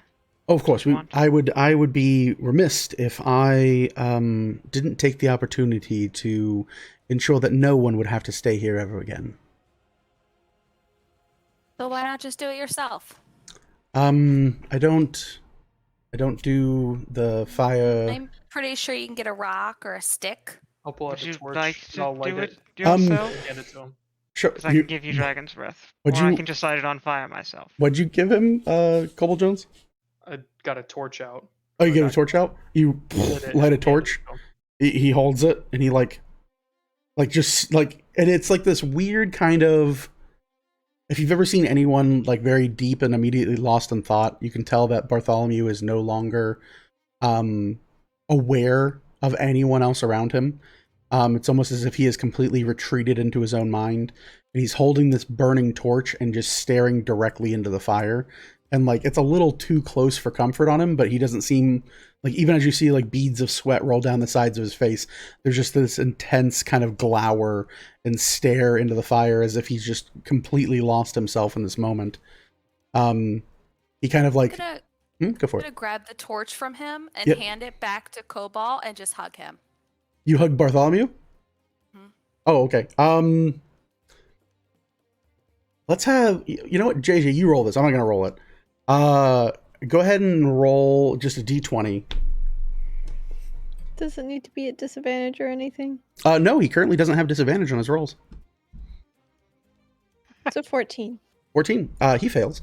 It's a good sword. He immediately, like, as you like hug him, just like, it's almost like a yak starts dying. You hear this,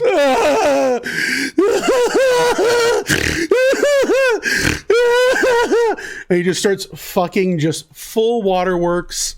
You just see like the snot bubbles forming. He starts shivering and shaking, and there's just this huge puddle of wetness on your shoulder. And there's this moment where it's like, you know that Buddy is not a very touchy person and has a lot of like respect for people, but immediately just like hands over your shoulders, like clutching as hard as he can, and you can feel his fingers dig into your back as he just is a complete and utter mess at this point. I've been there. Yeah, we all been there. Ruth, me too. Yeah. I do need you to make me. Like, I need you to make me a Go strength saving throw. His legs don't work no more.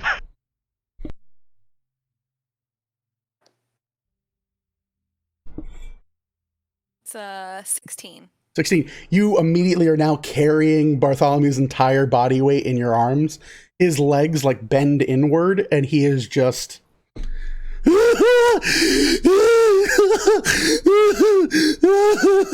And he's gone.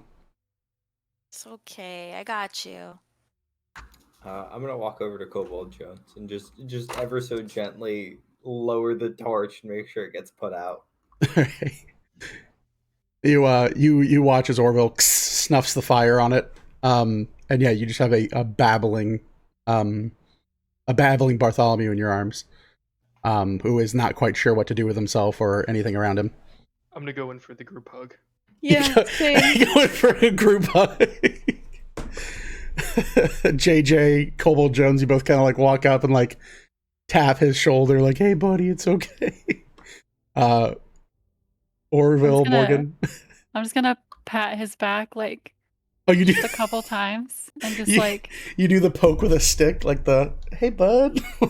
I'm just gonna like tap his back a couple times and then like stand off to the side. Gotcha.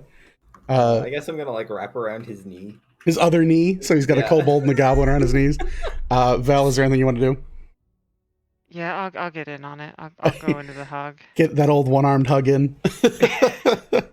So yeah, this carries on for about this carries on for about 2 minutes, and then he kind of starts like taking deep breaths, and he's like, "Oh, thank you guys," and then goes back into it for another 2 minutes. Again, verisimilitude. I don't want to say it ends quickly. It probably carries on for about 10 minutes straight. Until he's finally like taking very heavy, deep breaths. Yes, Orville. While this is going on, can I try and figure out where we are map-wise and kind of put a little pin in my help if I mind? can. Yeah. You already kind of know direction as it is, Orville. Especially spending 10 minutes of like waiting for Buddy to like emotionally get himself back together and pick himself up off the floor. And lots of snot, lots of crying, lots of like gasping for air, and a lot of like almost throw ups, but they're not quite throw ups. Back of his throat, sandpaper, the whole 9 yards. You, with working with Velithil, you kind of get a notion and a sense of it. If you look at the map as we have it presented up on here, where the T in forest is from Anirian Forest points directly to where this house is, like right to the dot. You are in like the center of this pink wood, this fungal wood, these plagued lands. Mehora Ruam. That's Mehora Ruam. Consonants next to each other, painful. Elven is painful. Don't learn Elven, kids. Speaking of demons, Yep. can JJ try and communicate with D3 again? Yeah. You reach out beyond the boundary and feel something pull and tug. And there's like this warm kind of like happy feeling from it. And you feel something warm kind of apparate from behind you. And you turn and look, and there is this small, smoldering robotic bear standing behind you. Oh, thank the weavers. Ew. Why are you going to thank them? Thank the 9. How are you doing, D3? No, I wouldn't thank them either. A bunch of jerks. Well, Good. How y'all been? I thought you were dead. What do you mean? It's been like, I don't know, month and a Yeah, half. that sounds about right. Oh. Why were you so concerned before? What? Like You seemed concerned. I was 3 what? days ago, probably. 3 days ago. Yeah, no, terrible stuff. Yeah, I thought that was your death knell, and your soul was haunting me. Oh. Yeah. Well, we're here. Oh, okay. I tried to So- get you to tell what's his face that we're back. Oh, Montserrat? Yeah. Oh, yeah. I mean, that'd have been cool. Wasn't he supposed to be watching for when we were done? Yeah, you said you weren't done. What do you mean we weren't done? I don't know. Something about something wasn't done or gone. You could still sense his foe, the foul guy or whatever. I don't know. Yeah, it's in the sword. Yeah, we've got the sword he was carrying, so. Oh. Well, that's bad. This is gonna be awesome. We need to start heading south. Orville, do you have a good feeling of the direction now? I think so. Alright, well, try not to get us too close to any of this corruption. What's with Cry McGee over there? Homecoming, Oh, he got stood up at prom. Rough. pretty much. Yeah. I'd pat him on the back, but nah, not my thing. So, did you kill any people while I was gone? Like immediately goes into like, you seem taller. Like, just looking at, like, you see these little robotic bear Yeah. eyes like scanning JJ. Haircut? It's a haircut, isn't it? It's always a haircut. Yeah, we could say haircut. Yep. Can we just agree no geese? No geese? I mean, sure. But, like, geese are delicious. Eat the geese. All right. I don't know what you did, but I am for it. Can I look over his bear? Does it look clean? No. There's, like, spots of rust and, like, caked on. At first, you're like, that's a really weird rust that's happened in a month. And no, it's just dried blood all over it. Like, a lot of it. You didn't keep your bear clean. What? Oh, yeah, it doesn't clean itself. And, yeah, I was in the middle of something when you, reached out. So, sorry about that. Is that why you were so worried? What? Were you afraid that we were going to come back and your bear was going to be dirty and we were going to take him away? No. You lying? What? Yes. What are you in the middle of? I knew it. Huh? I was in the middle of a gambling game. I was collecting on a debt. At the Spire, or have you been traveling? No, I've been at that weird radio station or whatever for since you guys left. It was pretty cool. Lots of new faces. Oh, that dead guy came back. That was cool. Total dick Dead though. guy. Blue eyes, blonde hair. Said he owned half of everything. Why was he brought back if we didn't finish our job? I don't know. Spent a lot of time with the guy with the wig. You know. We need to get back to the Spire. A lot of chitter chatter. Yeah, so JJ, you have a sending spell still, don't you? Yes, I do. Now that we're here, I can send over to him. No, please contact Lady Galanti and tell her that we are not dead and we have been in the Feywild for what has been days for us and month for her. Okay. Yes, ma'am. Let me just figure out how I want to communicate said message. Sure. As you're like kind of like writing on the paper, you all look and you can see that Vasler as the bear, little D3. I was looking around. He's like, you know, you guys all kind of you look good. You know, all things considered. I think great job. How was it? Did you kill any like crazy things or Candy Witch? Candy Witch sounds tasty. A chocolate bunny. Oh, you're writing stuff. What are you doing? You melted a chocolate bunny? No. No multitasking. Celeste. Ate a broom. You ate a broom? Huh? Wicked. That was kind of cool. Yeah, that's really cool. Yeah, all right, cool. I'm gonna pull out a cloth and just start cleaning his bear. Like, yeah.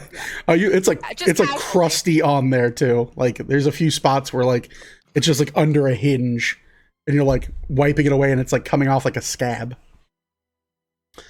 He's like, oh, thanks. You know, you were always one of my favorites. One of? Yeah, you know, I got a couple of favorites. How many? A few.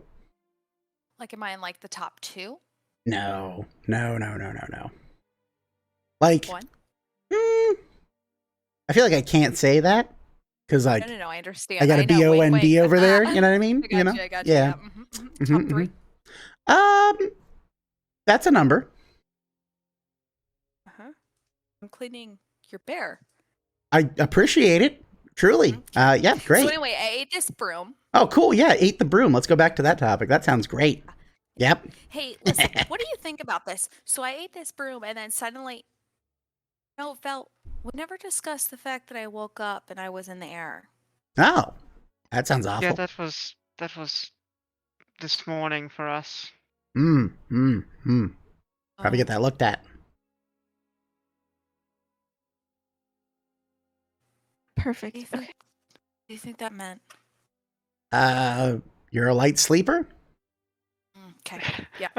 Makes sense. Makes sense. That was a good one. What? Well then. You see Bartholomew like stand up and wipe the tears out of his eyes, and he has like a small piece of his like torn cloth that he like wipes his nose with. He's, oh look, the demon's back. Goes, oh look, tall glass of water's back. Like, no, that's fine. At least I am useful. Because I'm useful in many ways. I'll show you. There's just like this like weird stare down between the two of them. Children, don't fight. Yeah, please don't I say this to fight two with your creatures who are older than me. grandfather. Yeah. I think the pair of them are like probably much older than the combined group. Yeah. All right. I've got a message together. All right, what do we got? Lady Galanti, JJ from the Seekers. We were in the Feywild for a day, a month for you. Currently stuck in Aurelia, heading to Ilzur. All right. You hear a message almost immediately back. You hear, "Oh, my darling chosen. I knew you were not lost. When the prince returned, I knew to wait. Why Ilzur? Head for Nymeria. Love you dearly."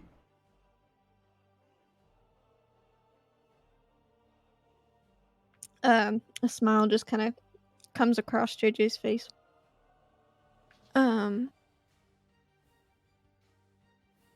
She wants us to head to Nymeria. You see Buddy whip around and go, "Vetoed. Vetoed instantly." Is a little banished from Nymeria. Vetoed, irreparably vetoed.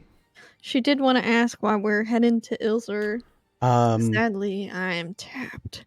We'll contact her in the next morning. We're heading for Ilzur because A, it's safe, and B, I am not welcome in the elven city of Nymeria. Don't we have that contraption to send a message to her? The what now? That one that we have a contraption to send like one message to her. Yes, you do. Yes, we do. I can give her a reply and tell her why we can't head to Nymeria, or to maybe allow us just a quick passage through. I can let her know who we're traveling with, and why we technically can't go to Nymeria.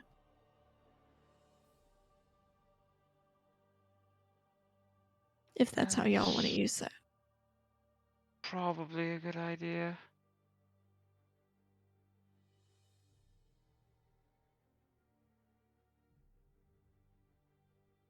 Can't find my note on the thing. Yeah, you have the jewel she gave you. Allows you to contact her once.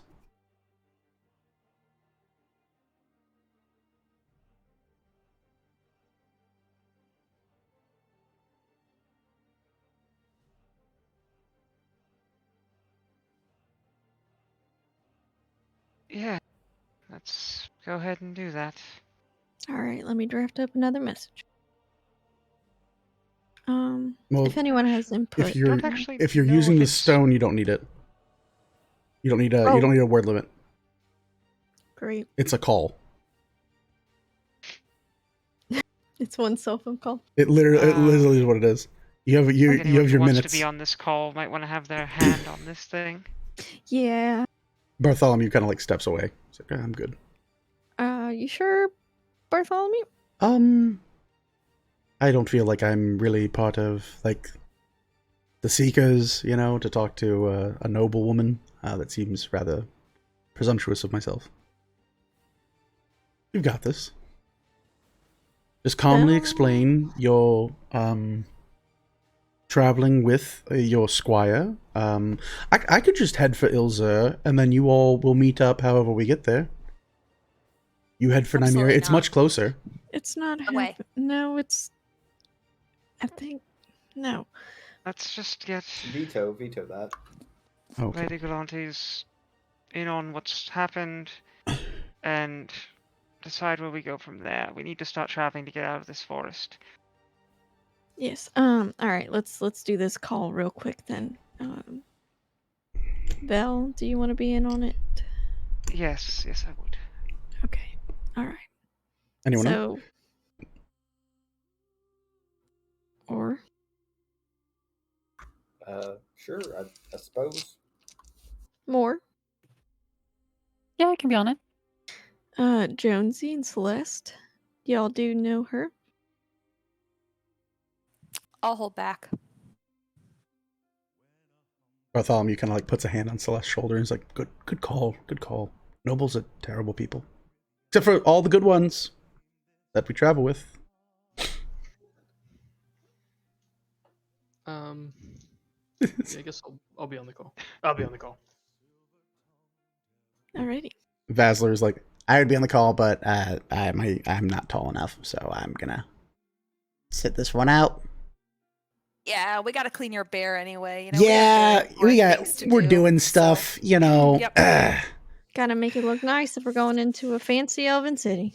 Okay. We won't actually be able to really go into it, just to kind of the trade area on the outside. Only elves are allowed inside. We're not good people.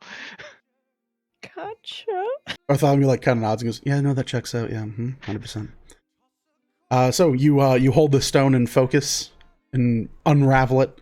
As you do so, you feel the energy kind of pulse, and it kind of erupts out. You see a beacon of light kind of like flutter out, almost like a butterfly from the stone, and immediately kind of like almost Star Trek in like kind of like hitting light speed. You see it just kind of like peel across a long distance.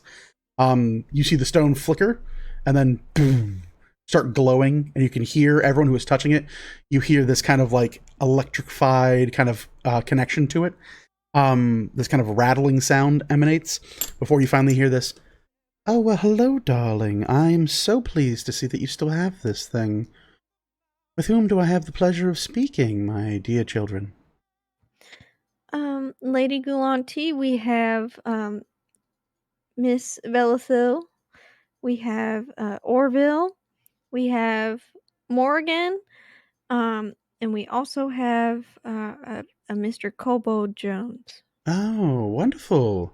Glad to hear that the help we arranged is still very much useful. How are you, Mr. Jones? Yeah, I'm alright. Good. Glad to hear you're alright. A portion of what has been sent my way will, of course, be attributed to our arrangement. Alright, cool. How is your second? Is the angel still with wings? Yeah, she's busy doing something right now. Oh, of course. Be on the call for both of us. Of course. Well then, it is so very lovely to hear your voices, my children. My dear chosen, the seekers, and my name. It has been quite a while, but I have not lost faith in you. Things are rapidly changing around the world, however. And I can only thank you all for returning the Crown Prince to his rightful place. That was you, I assume. Yes, we had made an arrangement for that to happen. I'm glad to hear that it did. It has, and a number of things are in the works. Silverhearth itself is in a period of recovery and mourning, and likely will be facing such things for the days to come. I am curious of you heading for Ilzer. I think we need to get you back as quickly as possible. We have friends in Nymeria that would be more than happy to assist you. Made a traveling companion who's proved quite useful in his time with us. You would likely know his reputation, Bartholomew Iridin. He's not exactly welcome in Nymeria. Because she is holding the stone, she can't speak away from it. So you hear, Justina? Yes, look up a Bartholomew Iridin. I need to know everything about him. Thank you. And you hear this like order from the side, and she turns back and she's like, oh, drat. So sorry. Yes. Well, if that is the case, then might I recommend you make for the Cross River Trading Company then? It's just south of Nymeria. It has a number of creatures in it that are tending to be more welcoming than the Yuan people. From what I've heard from my birdies, there are a number of individuals currently well, we'll say diametrically opposed from one another in Ilzer, and it might prove to be difficult to get an audience with anyone there that would be of use to us. All right. That is a fair thing. No, you know what? I'll ask it whenever we get back. That's fine. No, it's quite all right. Please, speak your mind. It has been far too long since I've heard your voices, and truthfully, business is booming. I will tell you this, I have had to turn away people in your absence that have come calling specifically for your group. Oh. I had a question relating to what you said about Silverhearth. That's Yes. what I was going to ask about too. What happened? Well, a number of marvelous things occurred, my dear Lightning. Firstly, the prince seemingly was lost within this dark tower, this, now what we know to be this station of MMLR 660, the being known as Montserrat, as the world has now come to realize, and was returned, seemingly in long discussions with this otherworldly being, and coming to an accord. After returning home, the prince was crowned a hero for resolving this fight, of which you were attributed to be a contributing party. So your name and renown has been spread far and wide in this, and many of the broadcasts, even to this day, are still thanked of the Seekers of Galanti. But in this time of happy jubilation, it would appear that the current crowned king has fallen ill. Many of the clerics and the like are looking into the matter, but we think it is just an ailing, we'll say, repercussion of his age, as what many people believe. So unfortunately, he is on his deathbed, and much of the city grieves for their fallen lord. But with the prince returned, and of course coming freshly off of a crowning achievement, it does appear that he is next in line for the throne and apt to take his father's place. Oh, okay. That was much better than what I thought perhaps had happened. Oh, seems good. like a mighty coincidence. It is a number of those things. Fine. As far as we are concerned, the rumor that I have heard is that the king was sickly, with grief and worry over his son, and the return of such has just allowed that accumulated stress to overtake his addled body and mind.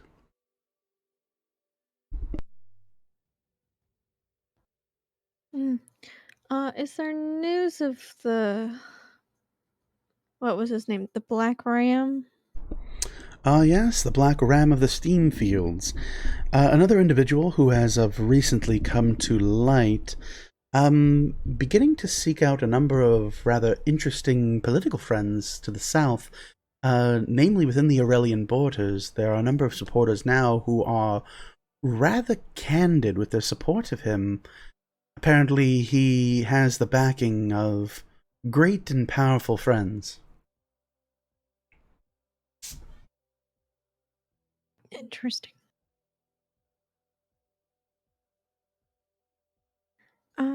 So we head to the Cross River area. Yes.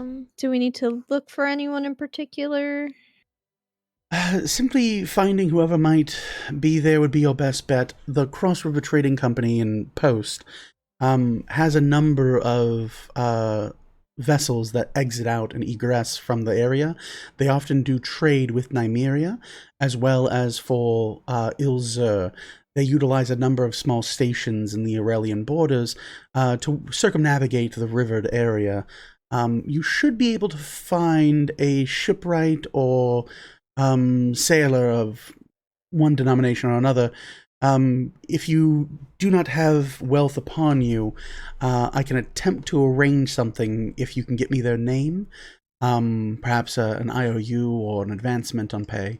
But if of course, if you cannot do so, or you can provide for yourself, I will happily recompensate you. There are a number of things here that are awaiting you, including a rather curious proposition from one of the largest players in the current world, it would seem. Right, okay. Well, thank you for the update and the direction. We'll head to that area immediately. Of course. Does anyone else have any questions or anything they want to tell our dear lady while we have her? I want to check something before I actually ask it as a question. Sure. The Crossover Trading Company, would that be like at the center where it all meets? All three rivers where they converge. So we're not talking about the that lizard folks village. No. Okay.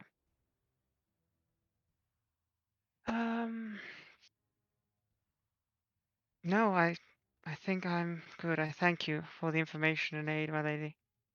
Of course. I thank you for this very beneficial, mutually beneficial relationship that we have entered into. You've proven yourselves to be far and away some of my greatest chosen.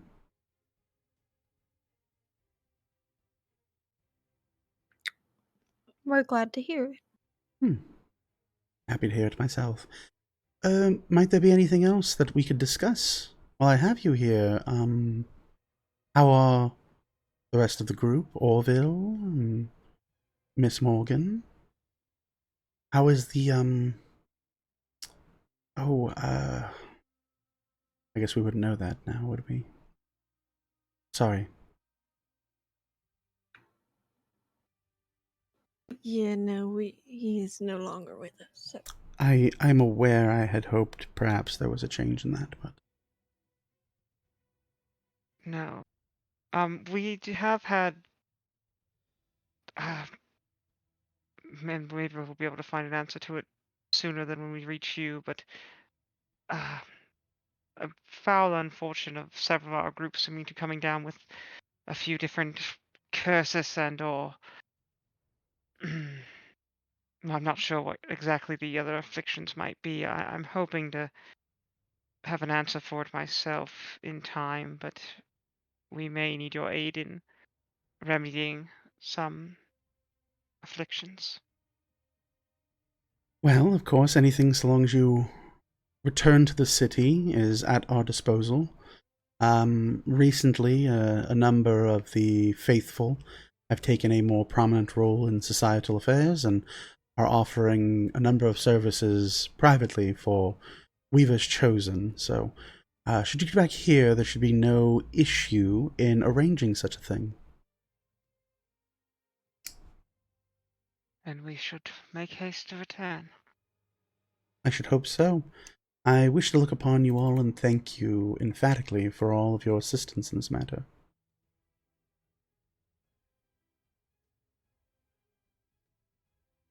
Yes, ma'am. Thank you as well. Of course. And everyone else is fine? Very well, lady.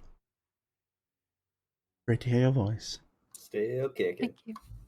Good to hear yours as well, Mr. Orville. I'm sure it is. Quite.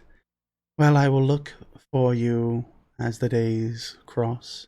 It's good to know you are quite alive. Don't be a stranger. I was racked myself with worry in your absence, but I did not lose faith once the prince returned to the thrones.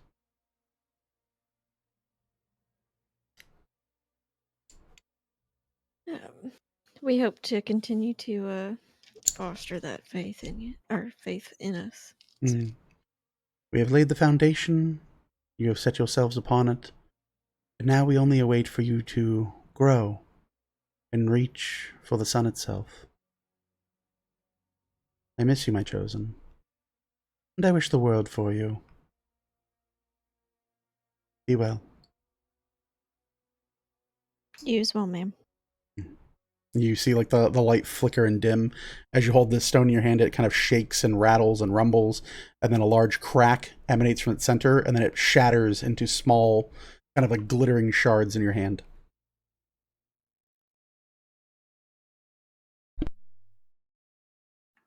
Alright. Let's get headed for the river, get out of this forest before it gets too late. Make our way across the forest towards the Cross River Company. Yep.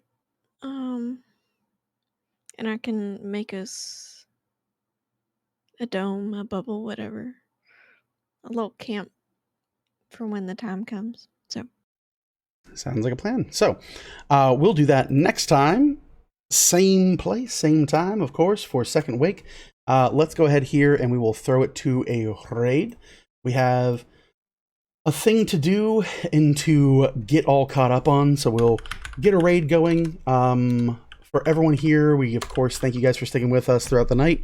We're ending on time for once, so that's pretty good. Welcome back. We'll be back next week for more second wake. We'll go ahead and raid these individuals because we of course have to tell them of the glory that is certain. They won't even understand what we're talking about, but it'll be funny. So yes, we'll go ahead and do that now. Seedramon raid in chat. Seedramon raid in chat. Let's go ahead. You know what? Chat message. Can I? Okay, my chat's frozen. Can our chat message be? Let's do like. Hold on. Let's glory to. And then we will put like a Dr. Vasler. So if you can, let's go for that for our raid message, and then just copy and paste that when we get in. And they won't know what we're going on, and then we'll go ahead and surprise them. But yeah, so for everyone who stuck with us, certainly appreciate you guys. Love you, level 20 characters. If you're watching us on the rebroadcast, thanks for checking us out. We'll be back for episode 47 next week. Ooh, almost a year. But as always, I've been Kareem Zamir. They've been the Seekers of Galanti. This has been Second Wake. Peace out.